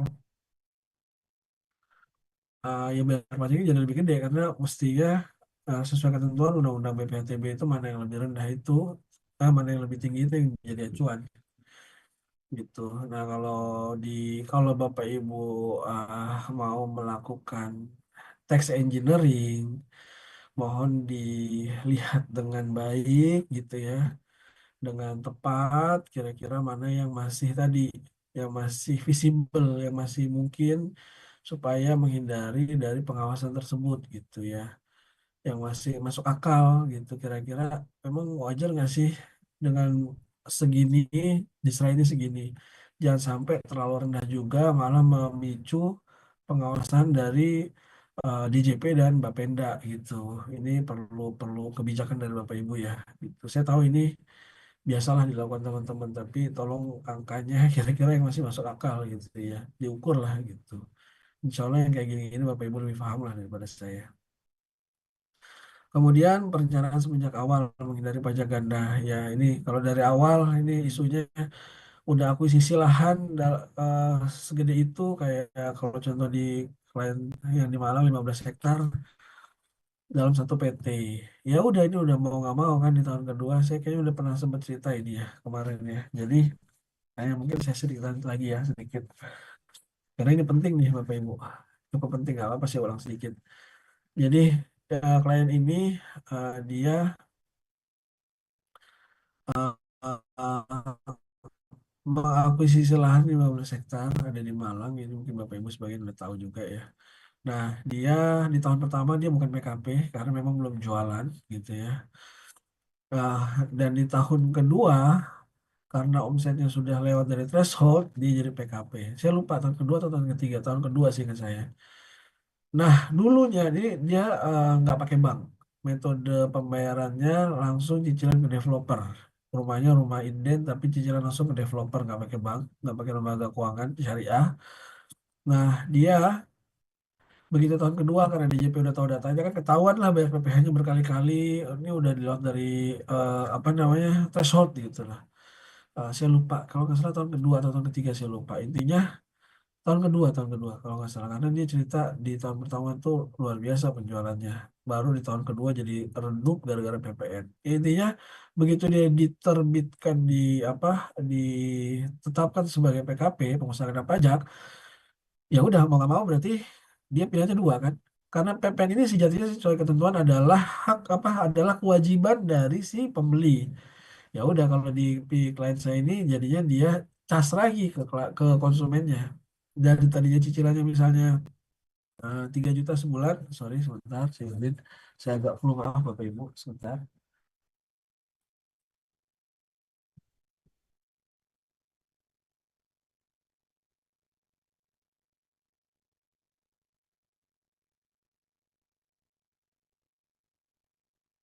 Ya, kita lanjutkan, mohon maaf Bapak Ibu.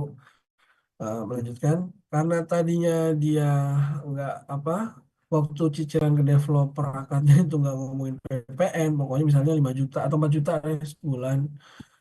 Ya karena dia udah ditagih PPN sekarang sama DJP suruh mungut, karena udah PKP, karena thresholdnya udah lewat dari 4,8 miliar. Ya udah mau nggak mau ya kalau di case klien saya itu akhirnya si konsumennya ditagih PPN 11%. Jadi tadinya bayar 4 juta ada tambahan PPN 440.000 berarti. Nah ini kan beban nih ya ngomel-ngomel lah gitu ya. Kok dulu nggak disampaikan yang kayak begini gitu. Padahal ya ini kan jadi isu buat mereka karena cicilannya kan gede gitu ya. Cicilannya jadi tambah gede 440.000 per bulan. Dan itu nggak tahu tuh sampai berapa tahun. Biasanya kalau cicilan langsung ke developer itu paling lama 8 tahun, 10 tahun lah paling lama biasanya. Nah, itu jadi isu. Ada strategi yang bisa dilakukan supaya nggak begitu. Berarti kan mau nggak mau sisa, ya, karena dari 15 hektar itu baru digarap sekitar 3 hektar kalau nggak salah. Saya lupa 3 atau 5 hektar. Ya sisanya belum digarap tuh kan. Ya mau nggak mau caranya kalau mau nggak kena PPN misalnya ya dari si PT ini nanti jual ke PT lainnya atau ke beberapa PT. Nah, supaya nanti waktu PT ini jual klaster-klaster lainnya itu udah melakukan tax planning supaya nggak kena PPN gitu konsumennya lah gitu ya atau nggak mengurangi marginnya dia. Nah berarti kan karena kurangnya perencanaan semenjak awal ini waktu penyerahan dari PT yang pertama ke PT-PT lainnya kan berarti ada PPh-nya juga dan ada BPHTB-nya juga dan ada PPN-nya juga karena sudah PKP sekarang mau nggak mau. Nah inilah perlunya perencanaan semenjak awal untuk perusahaan yang cukup besar ya apalagi utamanya supaya merencanakan semenjak awal, proyeksikan dari awal kira-kira penjualannya akan seperti apa dan bagaimana. Jadi kita udah bisa mitigasi itu kemungkinan pajak-pajaknya seperti apa sih gitu supaya nggak jadi isu di DJP itu Bapak Ibu ya. Kemudian menghindari trigger DJP sendiri atau bersama ya tentunya bersama. Sebetulnya kalau pakai ikut komunitas atau bukan ikut asosiasi gitu ya, Bapak Ibu ini ada tax planning yang bisa dilakukan yang saling menguntungkan ya contoh yang paling mudah beli materialnya bersama-sama bisa order langsung ke produsen langsung dengan jumlah yang cukup besar nanti dari produsen akan kirim ke masing-masing Bapak Ibu dengan harga yang kompetitif itu baru dari harga dari pajaknya juga banyak ini kemudahan-kemudahan yang bisa dipakai gitu ya tapi saya uh, nggak bisa sampaikan ini di sini gitu ya karena cukup Ya itu bukan tax planning sebetulnya ya. Di pajaknya itu ada langkah-langkah tax engineering yang perlu dilakukan itu ya. Kita nggak akan bahas di sesi kita kali ini. Next slide, Mas. Oke, section 4 ini ada beberapa tambahan materi. Next, nah, kita bahas rekonsiliasi dulu. Lanjut, Mas. Ya, ini kalau ada rekor nih Bapak Ibu ya dari akuntansi kan sesuai dengan PSAK, jadilah laporan keuangan komersial. Di pajak sesuai dengan undang-undang pajak atau PPh, mungkin SPT badan, ada SPT tahunan. Nah, ini biasanya selisih antara komersial sama fiskal. Fiskal itu pajak maksudnya ya. Selisihnya macam-macam lah penetapan. Misalnya yang paling mudah Bapak Ibu tahu masa manfaat untuk aset tetap disusutkannya misalnya di akuntansinya sama Bapak Ibu eh, 6 tahun misalnya, tapi dipajak 8 tahun masuk ke kelompok dua. Ya banyak lah. Ada yang nggak boleh dibiayakan di fiskal, di koreksi fiskal misalnya. Di akuntansi dibiayakan. Ya banyak ya perbedaan gap. Nah ini mesti inline semuanya. Eh, Bapak Ibu mesti paham perbedaan nanti antara komersial sama fiskal. Next dulu. Next Mas Farhan. Sorry. Sorry Bapak Ibu, mohon maaf. Oke. Sorry. Penghasilan bruto ini ada beberapa kategori ya Bapak Ibu ya. Rekonsiliasi penghasilan bruto ada objek pajak, ada yang bersifat final, ada yang dikecualikan. Nah, ini mesti dilihat nih kalau untuk penghasilan brutonya nanti akan ditandingkan antara SPT tahunan badan sama SPT masa PPN-nya kalau di PKP. Kemudian yang menjadi pengurang nanti apakah dia masuk ke 3M untuk mendapatkan mendagri dan memelihara atau yang bukan 3M. Nah, ini nggak boleh jadi pengurang. Ini contohnya nanti mereka akan equalisasi pemulihan di SPT masa PPN, biaya gaji karyawan di PP satu, sewa dan jasa konstruksi di pasal 4 ayat 2, jasa pemeliharaan di PP pasal 23, bunga, non-bank, DER, DP equity ratio itu di PP pasal 23. Ini untuk rekonsiliasi mereka udah by sistem, sekarang apalagi pakai Cortex, Cortex itu kan hampir 2 triliun ya. Udah makin canggih sistemnya DJP, eh udah nggak bisa lari nih kalau misalnya kita ada selisih ini kan akan jadi trigger, makanya semuanya harus dilihat nih kalau di Desember ini kemarin sih Desember ya untuk lapor 21 kan masih tanggal 20 misalnya mesti dilihat nih antara SPT PP 21 Januari sampai Desember total gajinya sama nggak dengan laporan keuangan kita gitu ya walaupun eh, banyak caranya tuh ya untuk gajinya ya nanti kadang-kadang dari klien kan masukin nama karyawannya cuma satu, cuma misalnya karyawannya cuma 10, tapi seolah-olah yang dilaporin di pajak misalnya karyawannya jadi 20 gitu ya. Istrinya dimasukin itu semua supaya apa beban gajinya gede gitu ya. Atau bukan beban gajinya gede, beban gajinya sama tapi ke split gitu ya. Dari misalnya si Fulan dapat gaji 10 juta, jadi potong 5 juta 5 juta. Kan dua-duanya nggak kena pajak tuh kalau 5 juta 5 juta misalnya. Tapi ini mesti dipastikan. Nah, ini ada case lagi nih. Ini cerita lagi sedikit ya. Jangan sampai nakal gitu ya. Maksudnya gini, ya ini kan tax engineering berarti ya, bukan tax planning ya. Kita bisa ada sedikit tax engineering. Padahal sejatinya karyawannya cuma 10 misalnya. Kok tiba-tiba nilainya sama dari 10 itu misalnya katakanlah 100 juta lah untuk 10 karyawan. Tapi supaya nggak kena pajak, ya tetap 100 juta. Tapi jadi 20 karyawan. Jadi masing-masing 5 juta misalnya. Nah ini jangan sampai nanti kayak di kasus di KPP Cikarang kalau nggak salah. Dia jadi perusahaan ini ngasih lowongan kerja, terus suruh salah satu lowongan kerja tersebut adalah melampirkan NPWP. Nah, dipakai itu NPWP-nya. Padahal pegawainya nggak masuk, nggak diterima kerja di situ. DJP yang lihat tahu karena NPWP-nya dipakai. Si Fulan ini kerjanya nggak cuma di satu tempat, ada di dua tiga tempat gitu ya. Ditanyain lah dipanggil. Ini kok penghasilannya yang dilaporin di SPT cuma sekian. Padahal kalau dari bukti potong yang masuk ke sistemnya DJP ada di PTA, PTB, PTC. Nah, si Fulan bilang, saya nggak pernah kerja di PTB, PTC. Ternyata selama ini datanya disalahgunakan, gitu ya. Datanya disalahgunakan ya jadi isu. Nah, ini bisa masuk ke KUP pasal 38 ya, perbuatan yang tidak sebenarnya, penipuan. Nah, ini jadi bahaya ya. Jadi jadi isu besar gitu, jadi isu di malah dipidana malah ya, jadi isunya ya. Nah, ini jangan sampai kejadian kayak gitu. Kalaupun mau melakukan engineering, ya apa mesti lihat-lihat, tahu kondisinya bagaimana dan efeknya akan seperti apa gitu ya. Jangan asal ditabrak-tabrak. Karena di sistem DJP itu ada semua Bapak Ibu ya. Di sistem DJP ada ketahuan gitu ya. Kalau keluarga kan masih ini ya. Kita udah tahu nih keluarganya dan pastikan kalau keluarga ini jadi kayak ngajarin ya. Ya mereka nggak punya bukti potong di tempat lain gitu. Nah, kalau mereka cuma sebagai freelance atau apa, usaha pribadi, jualan misalnya dagang toko kelontong, bukan punya sebagai karyawan, punya 1721 di tempat lain gitu. Nah, itu contoh ya sedikit karena saya ingat case di klien saya. Next.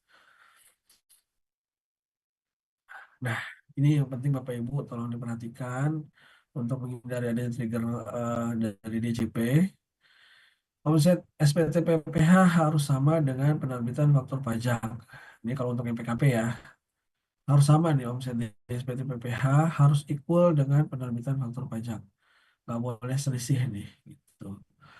Sebagian klien saya kan udah PKP ya, omsetnya udah gede-gede, ada yang sampai di atas 200 bahkan ya. Nah, ini 200 miliar maksudnya. Nah, ini nggak boleh ada miss karena kita menutup celah adanya trigger-trigger pengawasan maupun pemeriksaan tersebut. Karena ada klien saya satu nggak pakai SP2DK langsung pemeriksaan tuh, nggak pakai pengawasan maksudnya. SP2DK itu kan pengawasan yang surat cinta, surat permintaan penjelasan data dan atau keterangan. Ada juga yang begitu dapat langsung SP2 surat perintah pemeriksaan gitu, langsung nggak pakai SP2DK, jadi nggak langsung AR, nggak ketemu AR lagi maksud saya, langsung ketemunya sama fungsional pemeriksa. Nah gitu. Nah ini perlu diperhatikan omset harus sama dengan penerbitan faktur pajak, pajak keluaran. Pembelian harus sama dengan pajak masukan. Ini samanya ini maksudnya gross up-nya ya, nilai DPP-nya ya. Gitu ya. Nanti di developer pun sama, kalau PKP sama begitu ya. Omsetnya harus sama dengan faktur pajak. Walaupun pakai DTP, PPN-nya nol, tapi kan mesti lapor SPT PPN kalau udah PKP, walaupun nol gitu ya. Omsetnya harus sama dengan faktur pajak yang DTP. Kalau DTP itu sekarang kodenya berapa ya? PPN-nya nol karena ditanggung pemerintah kalau 2 miliar ya. Ini ngomongin nolnya maksud saya kalau rumahnya di bawah 2 miliar, kodenya saya lupa berapa kalau sekarang ya di konteks mungkin 0,4 atau bukan 0,4 DPP lain 0,7 atau 0,8 lah. Saya belum melihat banget ini PMK 81.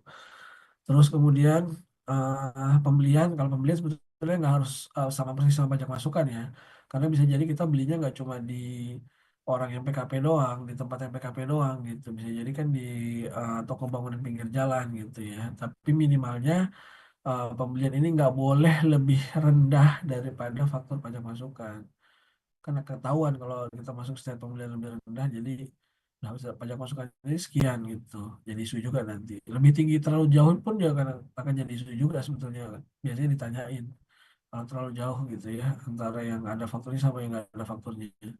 Kemudian biaya gaji upah honorarium ini ditandingkan sama PPh pasal 21. Terus kemudian wajib pajak orang pribadi yang memiliki bukti potong 1721 A1 lebih dari satu juga ini akan diekualisasi. Tadi saya sudah sampaikan contohnya. Kemudian biaya menjadi objek output. Output ini maksudnya salah tulis ini. Biaya menjadi objek output itu ditandingkan sama SPT masa PPh 23 dan 4 ayat 2. Tadi contohnya ya kalau nggak punya alat berat, objek output itu ditandingkan sama SPT masa PPh 4 ayat 2 dan pasal 23. Kemudian ini faktur pajak sudah dikreditkan oleh pembeli, tapi penerbitnya belum melapor. Kalau sekarang udah nggak ada isu ini ya. Sekarang udah pakai Cortex, jadi mulai dari faktur juga udah nggak ada. Kemudian yang ada paling belum ya, belum dibayar, jadi belum dilaporkan secara resmi. Tapi fakturnya sih seharusnya itu nggak ada isu lagi sekarang. Kemudian nomor 7, kenaikan harta tidak sesuai dengan penghasilan yang dilaporkan. Ini tadi saya juga sudah sedikit sampaikan. Contohnya untuk orang pribadi owner yang kenaikan hartanya signifikan, yang punya nama gitu ya, harta aset yang punya nama, bapak ibu mau nggak lapor di SPT juga DJP tahu yang punya nama gitu ya, semua yang punya nama, tabungan, deposito, saham. Saham yang saya maksud ini saham untuk pendiri ya. Saham yang ditempatkan sebagai modal di perusahaan, bukan saham yang main di bursa efek. Kalau bursa efek kan nggak kelihatan lah sama DJP gitu. eh Terus kemudian di bursa efek juga kelihatan, cuma datanya terlalu masif, terlalu banyak, jadi nggak masuk ke sistem. Terakhir saya di DJP nggak masuk ke sistem. Kalau untuk yang di bursa efek, bukannya nggak kelihatan ya kelihatan, tapi mungkin nggak masuk ke sistem tersebut gitu. Kemudian ya semua data aset yang punya nama lah, tanah, bangunan, mobil, motor, kendaraan, semua yang punya nama ini mesti dilihat. Jangan sampai penghasilan terlalu kecil padahal kenaikan hartanya terlalu besar. Kemudian eh, terlambat daftar PKP. Ini nih, nanti yang nomor 7, Mas Farah tolong ingetin saya mau share atas kerjanya nih Excelnya biar Bapak Ibu mungkin bisa simulasi sendiri di apa namanya di laptopnya masing-masing untuk kalau dia ini udah harusnya bayar pajak atau enggak sih gitu di orang pribadinya gitu ya. Akan jadi trigger atau enggak sih gitu ya. Akan jadi trigger atau enggak sih sebetulnya nih karena khawatir kenaikannya gede tapi ternyata gajinya kecil, biaya hidupnya nggak cukup gitu misalnya. Sederhana kenaikannya ini Bapak Ibu, contoh kalau penghasilan, kalau misalnya hartanya misalnya tahun lalu 1 miliar contohnya, hartanya tahun lalu 1 miliar. Terus kemudian penghasilannya yang dilaporkan di SPT yang mau dilaporkan misalnya penghasilannya 500 juta setahun. Terus biaya hidupnya yang wajar untuk profilnya dia karena punya aset begini dan begitu, sebanyak ini dan sebanyak itu, misalnya biaya hidupnya misalnya 300 juta gitu ya. Maka supaya nggak ada trigger, aset terakhir yang akan dilaporkan di SPT berarti 1 miliar ditambah 500 dikurang 300 jadi 1,2 miliar. Lebih dari itu boleh nggak? Ya boleh kalau ada pembuktiannya. Misalnya masukin ke penghasilan yang bukan objek pajak karena waris, karena hibah, atau hal-hal lainnya gitu ya. Artinya berarti kan penghasilannya bertambah karena tapi bukan objek pajak gitu. Kalau Bapak Ibu nggak ada yang seperti itu, nah siap-siap ini. Gitu. By the way ya saya bilang sekali lagi, selama ini mungkin bebas-bebas aja, nggak ada masalah, nggak ada apa. Ya pegawai pajak kan itu cuma 40.000 ya Bapak Ibu ya. Maksudnya banyak sih. Kalau PNS 40.000 itu kan banyak ya 40 ribuan. Yang diawasin ini terlalu banyak gitu. Saya bilang, saya cerita, saya pribadi dulu saya pegang wajib pajak itu sampai 20.000 lebih. Walaupun kebanyakannya orang pribadi ya, tapi badannya sendiri pun nggak akan bisa tuh saya plototin satu-satu. Walaupun udah pakai sistem. Artinya selama ini ya yang lolos-lolos saja ya Alhamdulillah Allah masih lindungi gitu ya. Oh kalau dia melakukan kesalahan maksud saya. Kalau dia melakukan kesalahan tapi nggak kok aman-aman aja ya karena mereka akan ngerjain yang paling penting dulu buat mereka targetnya. Karena itu akan ngaruh ke gaji bulanannya mereka. Ngerjain yang gede 1 miliar kalau bikin STP yang 1 miliar, STP itu surat tagihan pajak. Yang 1 miliar sama yang 100 juta, sama yang 10 juta, sama yang sejuta itu sama prosesnya. Kalau STP gitu ya. Jadi pasti ngerjainnya yang gede dulu gitu. Karena mereka ada target kuantitas dan kualitas. Mereka ngejar yang paling gede dulu gitu ya. Mudah-mudahan Bapak Ibu kalau 50 yang diawasi, kalau sekarang kan ada program DPP, SOP-nya di DJP itu namanya DPP. Daftar pengawasan prioritas ditetapin nih 1 semester kan dia semesteran sekarang. Saya bongkar sedikit lah SOP di dalam. Eh, Masuk misalnya di DPP tersebut di atas arahan kepala kantor kan itu datanya given dari top down dari kantor pusat ke Kanwil ke KPP. Nah itu misalnya mesti dihimbau 100 wajib pajak. Bapak Ibu nggak masuk ke 100 itu adanya di 101 ya udah aman gitu. Nggak masuk ke list itu misalnya ya nggak bakal kena SPDK tuh selama 6 bulan itu gitu ya. Nah nanti berarti semester kedua bisa kena gitu, bisa kena kalau ini udah clear semester keduanya bisa kena. Nah mungkin ya semoga selamat terus. Jadi intinya yang mau saya sampaikan adalah selama ini kalau melakukan kesalahan tapi nggak kena isu ya bisa jadi karena masih banyak yang lebih gede lagi di atasnya gitu ya, yang isunya lebih besar lagi jadi mereka ngerjainnya yang gede-gede dulu lah gitu karena effortnya sama, umumnya effortnya sama gitu ya untuk yang administratif contohnya tadi STP. Oke lanjut, lanjut ke terlambat daftar PKP. Ya tadi ya, harusnya sudah masuk, sudah berkewajiban. Saya tekankan sekali lagi, sudah wajib menjadi PKP, tapi belum daftar PKP. DJP punya datanya, tadi saya bilang sesuai ketentuan di Undang-Undang KUP, paling lambat, paling lama DJP bisa mundur ke belakang 5 tahun, bisa nagih Bapak Ibu. 5 tahun ke belakang. Kalau sekarang 2025 berarti 2021 ya. DJP 24, 23, 22, 21, 20 ya. 20 kayaknya udah nggak bisa deh. 20 yang bisa berarti bulan Februari doang. Bulan Januari udah nggak bisa. Nah, ini eh, dia 5 tahun ke belakang paling lambat bisa nerbitin SKP, surat ketetapan pajak gitu ya. Bisa nerbitin SKP suruh bayar gitu. Ada kan udah saya sampaikan kemarin juga di pertemuan sebelumnya, klien saya developer di Bogor, di KPP apa itu ya, Cibinong, ya gitu. Kasusnya dia ditagih 3,5 miliar PPN-nya, eh, udah bayar sekitar 2 miliaran kayaknya kalau nggak salah. Ya intinya poinnya karena itu, karena dia terlambat daftar PKP. Nah ini kan nyesek ya. Dari dulu nggak pernah dianggarkan, nggak pernah dihitung, nggak pernah mengut PPN ke konsumen, tiba-tiba DJP masuk suruh bayar PPN-nya. Ya mereka kan sesuai ketentuan, mereka bisa maksa, mereka bisa bikin SKP, bisa nyita, bisa seterusnya. Bahkan ada satu klien saya udah diblokir semuanya rekeningnya, rekening istri, rekening suami, rekening perusahaan, rekening semuanya, keluarga inti diblokir, padahal masih ada duitnya di dalam situ ya. Ya itulah karena kasus itu ya. Ya mereka bisa bertindak sesuai dengan ketentuan undang-undang. Saya nggak bisa salahkan juga, memang seperti itu ketentuannya. Bisa nagih Bapak Ibu untuk bayar PPN-nya gitu kalau terlambat daftar PKP. Kemudian nomor 9, penghitungan kembali penelitian pajak masukan. Ini kalau untuk PKP di awal ada DIM PP, PPNPM, maksudnya PPN itu pajak masukan dia 80%. Jadi kalau baru PKP di awal ditetapkan secara jabatan itu ada DIM 80%, misalnya ditetapkan 1 miliar PPN-nya. Ada DIM 800 juta, jadi yang perlu dibayar cuma 20 juta aja, 200 juta aja. Contohnya seperti itu. Kita nggak akan bahas karena ini agak panjang ya pembahasannya untuk DIM PPN, PM. Kemudian dinamisasi PP pasal 25 sehubungan dengan kebutuhan, kalau Bapak Ibu sekarang developer nggak ada ya ngomong pasal 25 dinamisasi, kecuali yang ada punya penghasilan lain, iuran pengelolaan lingkungan, terus ada kegiatan penghasilan lain, nah itu dimungkinkan ada PPh pasal 25 ya. Kemudian nomor 12, pajak terutang sudah dilaporkan di SPT tapi belum dibayar.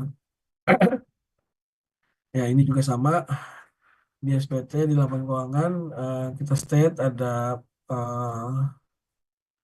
ada potongan tapi belum dibayar di PP finalnya. Bukti potong sama faktur pajak ya sama diaktualisasi semuanya. Kalau kita motong vendor, eh, misalnya kalau di developer jasa konstruksi gitu ya kita potong sekian persen, kan mereka bikin faktur di sama atau enggak nih gitu. Kalau mereka PKP ya, kalau vendornya PKP, nah ini mesti diaktualisasi karena mesti kita lihat kita aktualisasi udah sesuai atau belum.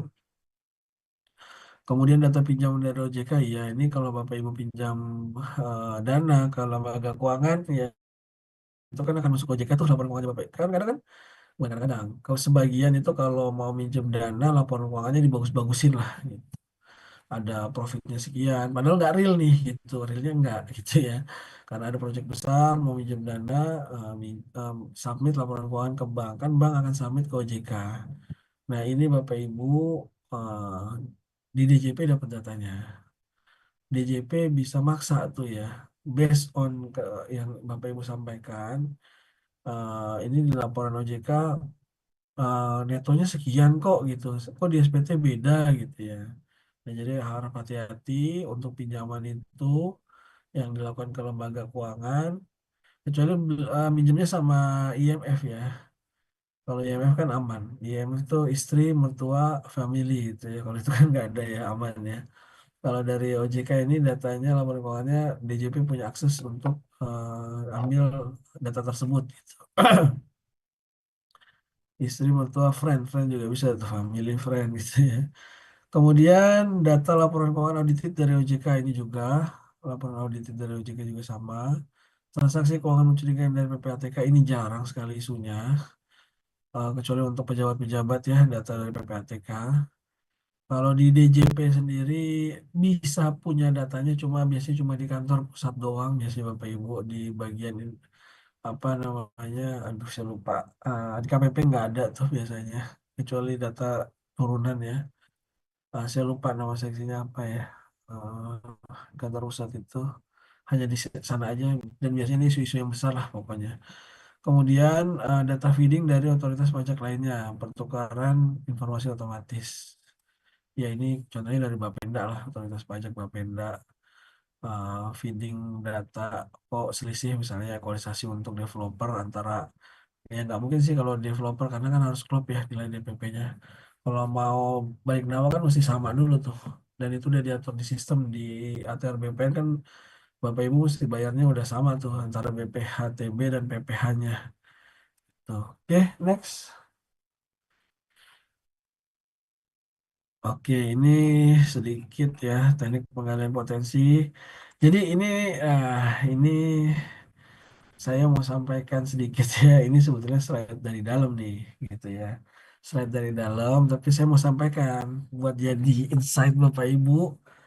Jadi biar tahu gitu ya, biar bisa kebayang kalau mau tax planning itu kayak gimana gitu, mau tax engineering itu kayak gimana misalnya gitu ya. Jadi ini eh di dalam dia modus pengendalian pajak. Jadi di antara modus-modusnya ada beberapa. Ini contoh nomor satu, memperkecil pelaporan nilai penjualan. Contohnya nilai penjualnya di bawah harga jual sebenarnya. Misalnya menggunakan harga JP. Ini DJP udah tahu gitu ya. Modus-modus ini. Tapi kan mereka perlu pembuktian lah biasanya. Dan makanya menghindari trigger itu lebih baik lah daripada mereka nanti nanyain selisihnya terlalu jauh misalnya. Kemudian tidak melaporkan seluruh penjualan, menjual tanah dan bangunan, namun yang dilaporkan hanya penjualan tanahnya aja gitu. Walaupun ini bisa ya Bapak Ibu ya. Nomor tiga ini sebetulnya bisa. Bisa selama, maksudnya gini, bisa selama memang pada saat dilakukan AJB masih bentuk tanah gitu. Walaupun akad di baliknya itu kan udah include sama bangunan gitu ya. Masih bentuk tanah, di AJB-nya hanya bentuk tanah misalnya.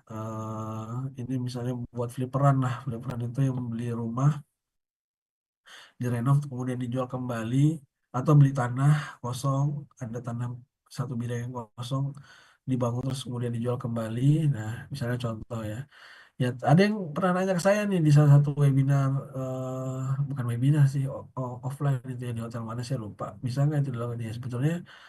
Aman nggak maksudnya dilakukan, bukan bisa atau nggak aman nggak ya. Saya jawab kalau selama pada saat AJB, memang kan AJB punya citra satelit tuh ya, tangkapan gambar. Selama waktu AJB memang masih bentuk tanah sih harusnya aman gitu, nggak ada masalah gitu ya. Jadi yang dilaporkan hanya penjualan tanah doang. Kemudian nomor 4, WP seolah-olah melakukan penjualan tanah kafling, ini mirip ya, dibangun sendiri padahal masuk ke KMS gitu. Pembeli dianggap masuk KMS. KMS kan kecil Bapak Ibu, 20% kali sekarang 12%, berarti 2,4%. Dibanding bayar PPN yang real 11%, PPN KMS kan akan lebih kecil pajaknya untuk PPN-nya. Sorry, sebentar.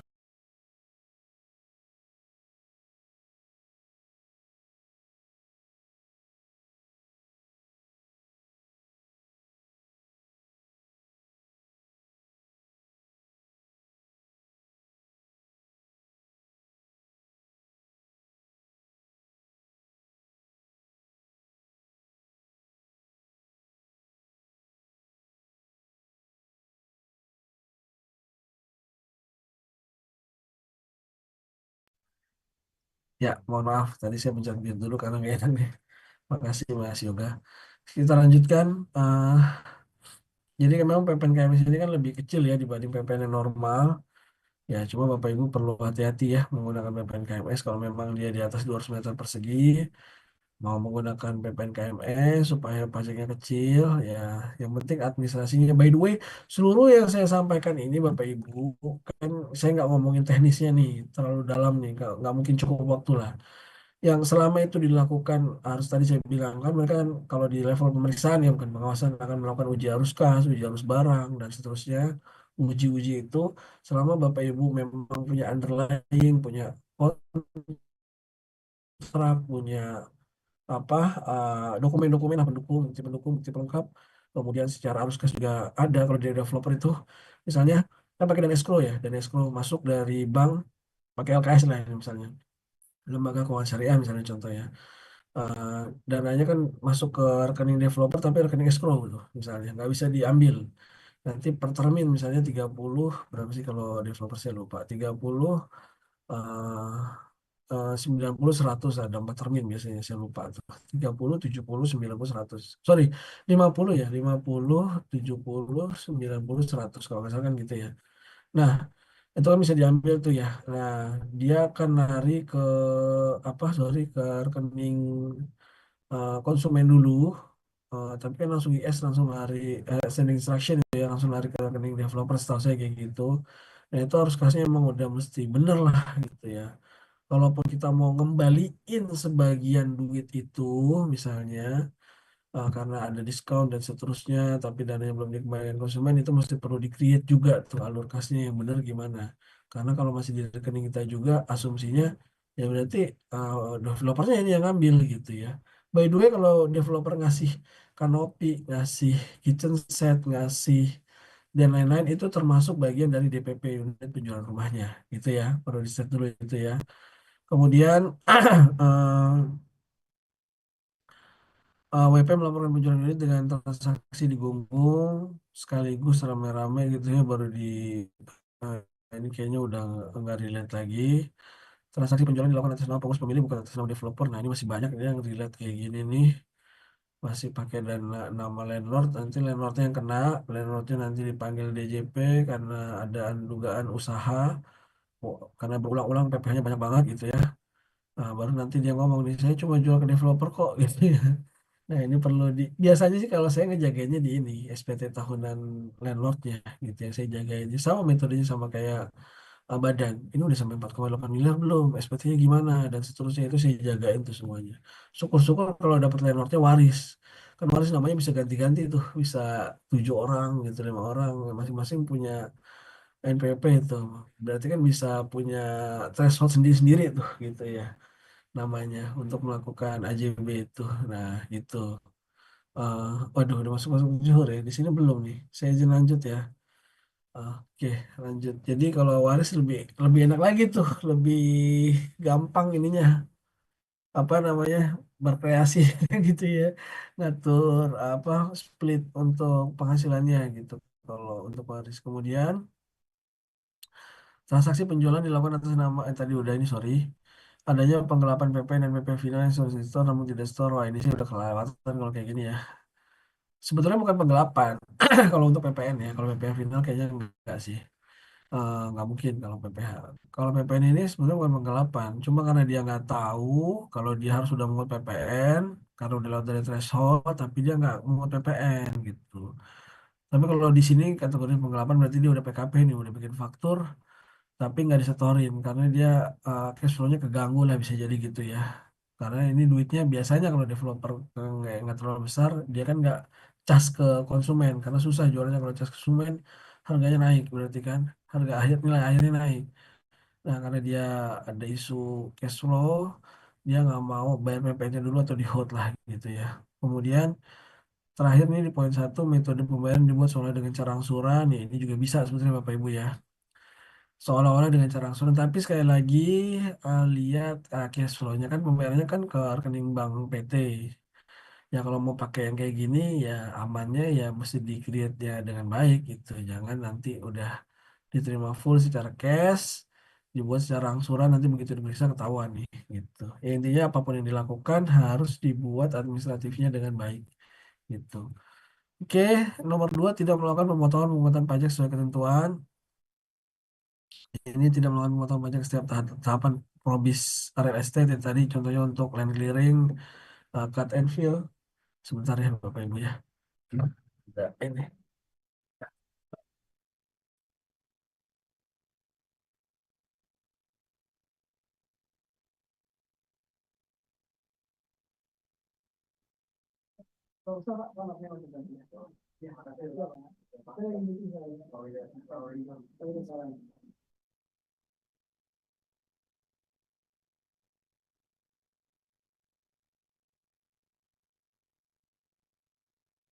Ya, mohon maaf Bapak Ibu, kita lanjutkan kembali. Ini banyak distractionnya yang belum izin.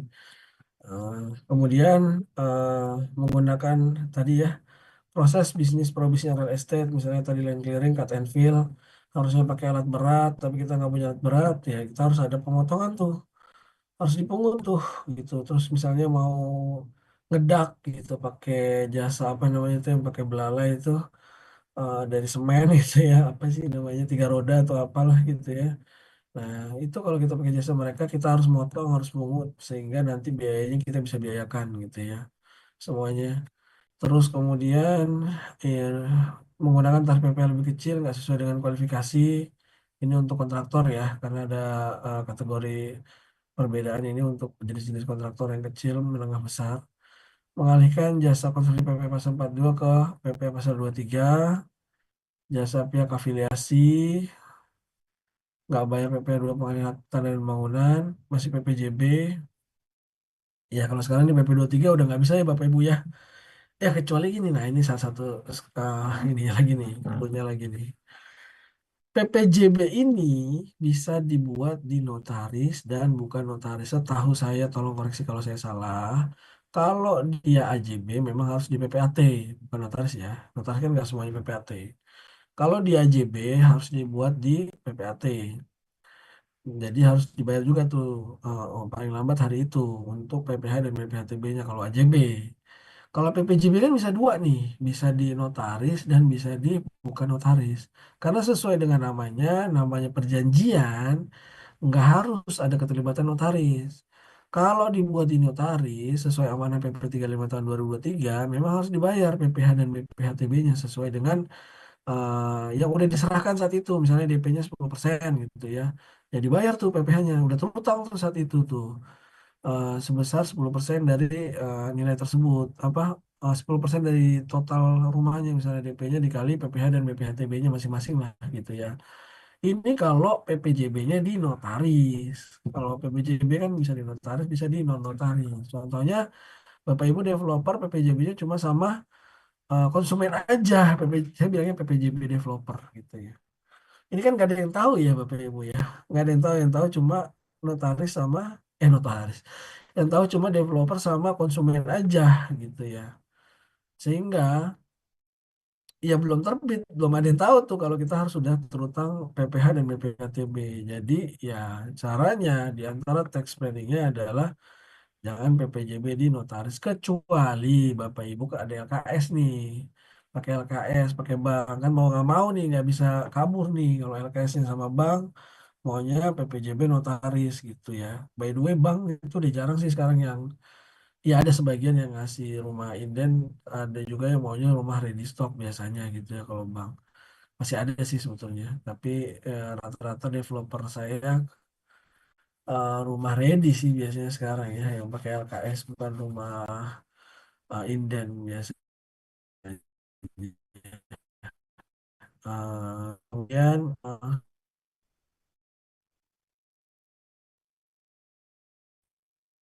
ya ya Apa? Putus-putus Pak Bayu?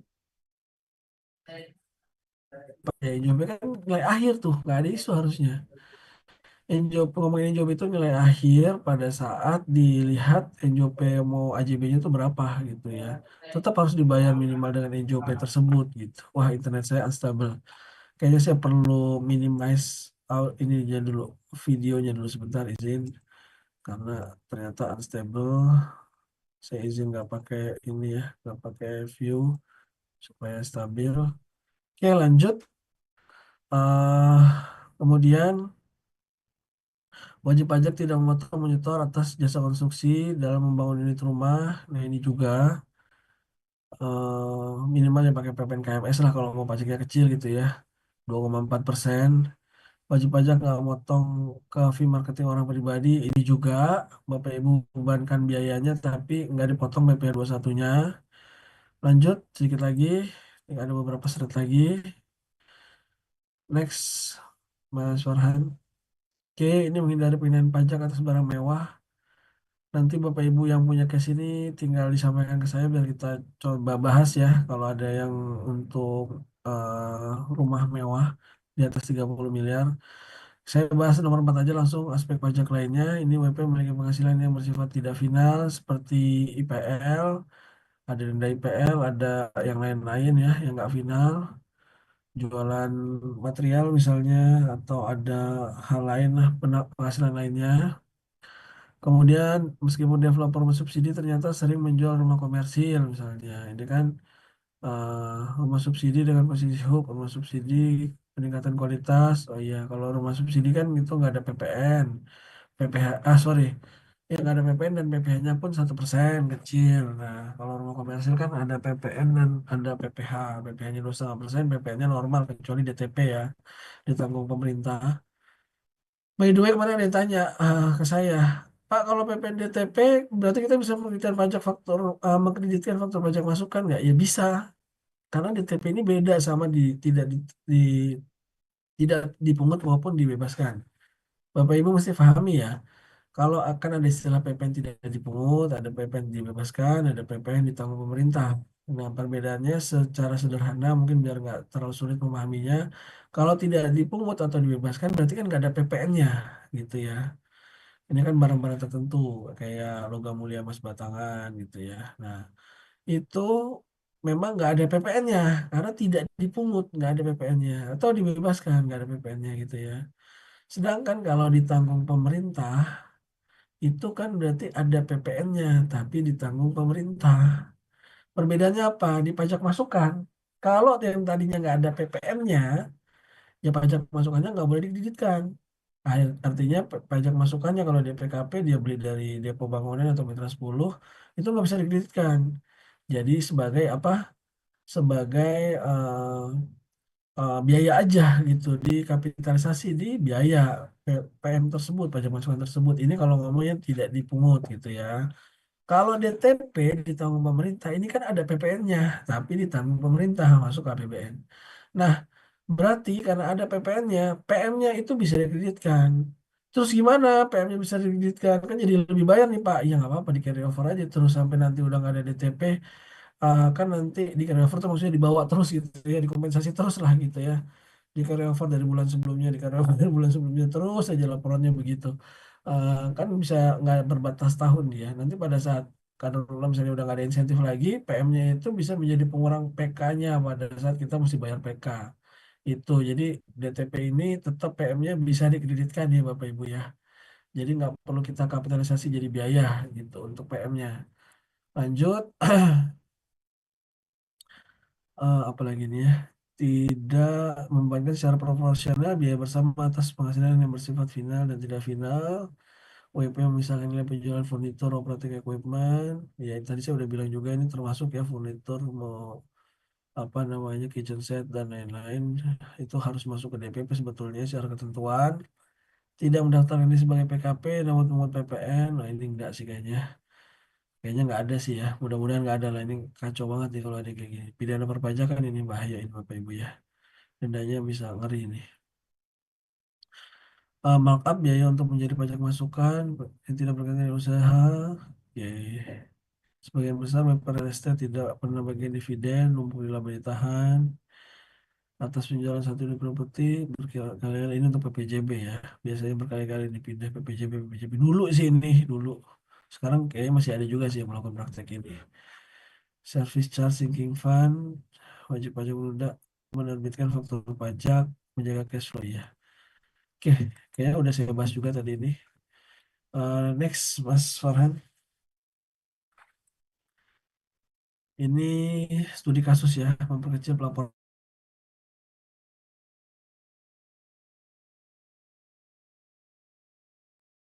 Kan suaranya hilang Pak Bayu. Cek cek. Sepertinya koneksinya ya Pak ya.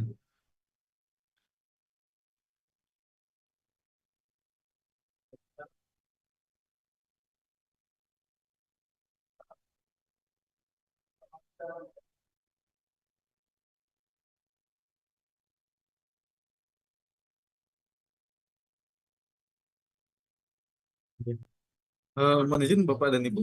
Ini sepertinya dari Pak Bayu ada kendala di koneksi ya. Kita coba tunggu mungkin sekitar 5 menitan ya.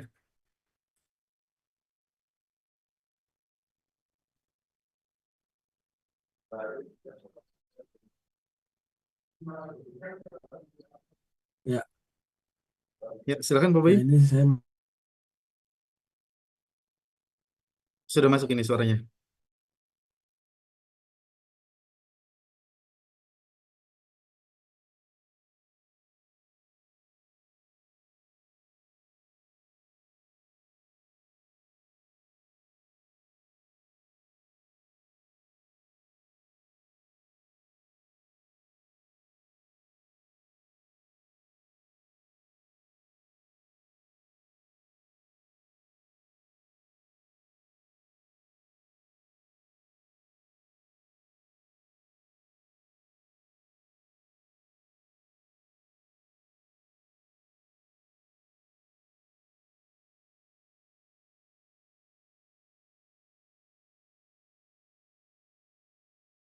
Izin kita tunggu Pak Bayu bergabung kembali mungkin ya.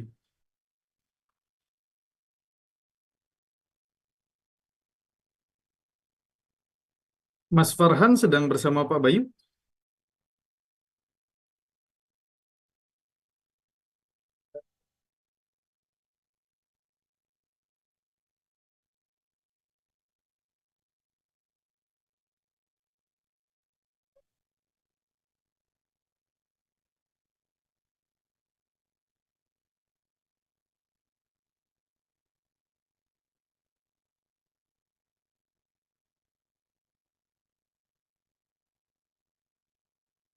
Oke, kita coba tunggu dulu mungkin sekitar 3-5 menitan ya.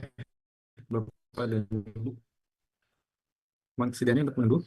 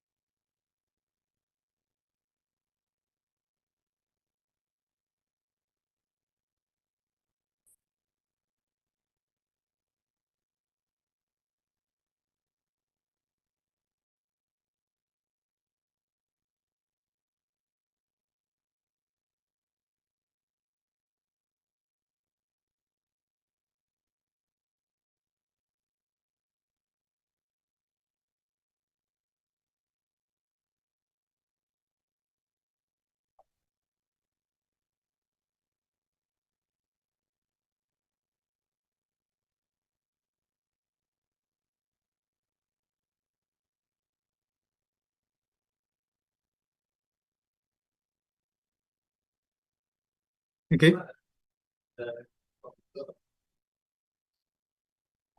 ya aman Pak Bayu. ya mohon maaf ini sinyalnya ternyata bermasalah terganggu. Ya, lanjut Mas Farhan. Tadi slide terakhir.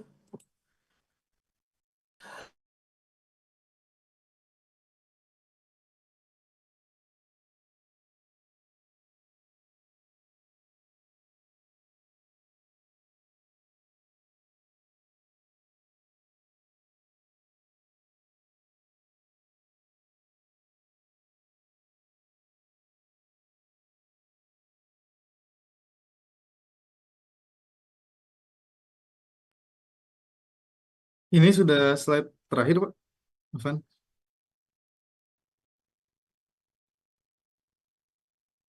Pak Bayu bisa bergabung kembali Pak.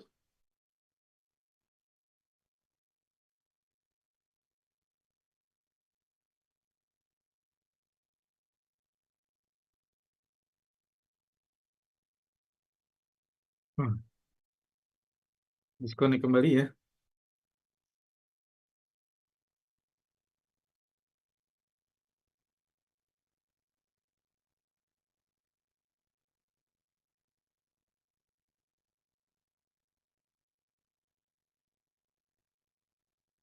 Mohon izin untuk kita tunggu kembali ya, Bapak dan Ibu.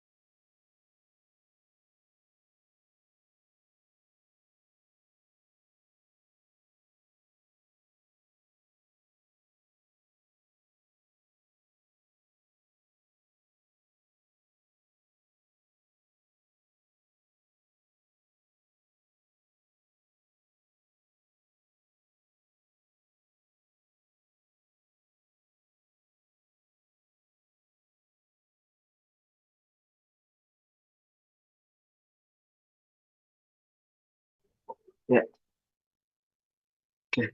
Mohon, Silakan. ya, mohon maaf ya Bapak Ibu ya karena ada gangguan teknis ini, sinyalnya lagi kurang baik. Tadi saya izin lanjutkan ya, saya izin off cam ya karena takut terkendala lagi. Ya, oke. Ini ya tadi terkait slide ini adalah faktur pajak yang dilakukan ini indikasinya lebih kecil dari harga jual yang sebenarnya. Jadi yang melakukan ekualisasi antara faktur pajak sama dengan laporan keuangan di sekunder tahunan. Next, Mas Farhan. Mas Farhan. Ya, next. Ini studi kasus 2 tidak melakukan pemotongan atau pemotongan pajak sesuai ketentuan. Ini ada penelitian material ya di SSP atas pengalihan tanah. Jadi confirm wajib pajak sama confirm fiskus ini beda. Dia dapat cash dari konfirmasi langsung ke pihak penjual sama ke konsumen. Kemudian ada penelitian harga pasar, udah sesuai atau enggak. Tadi udah saya sampaikan, makanya hati-hati. Walaupun mau pakai nilai yang di bawah dari nilai aslinya, ya perlu dengan bijak menentukan hal tersebut gitu ya. Kemudian ini realisasi pajak masukan yang dipotong. Mungkin kita bisa skip aja. Next. Oke. Kalau di ini gabungan beberapa unit apartemen, ya ini apartemen kita skip aja untuk barang mewah. Kecuali nanti dari Bapak Ibu ada ya untuk barang mewah, silakan disampaikan. Next, Han. Oke, ini menghitung harga jual sebenarnya atas unit properti yang dijual oleh wajib pajak. Ini contohnya pencarian data yang dilakukan oleh Fiskus seperti apa. Ini contoh-contoh. Oke, next aja, Han. Ini case untuk telah melakukan output di setiap proses bisnis ya. Data faktur pajak, bukti foto,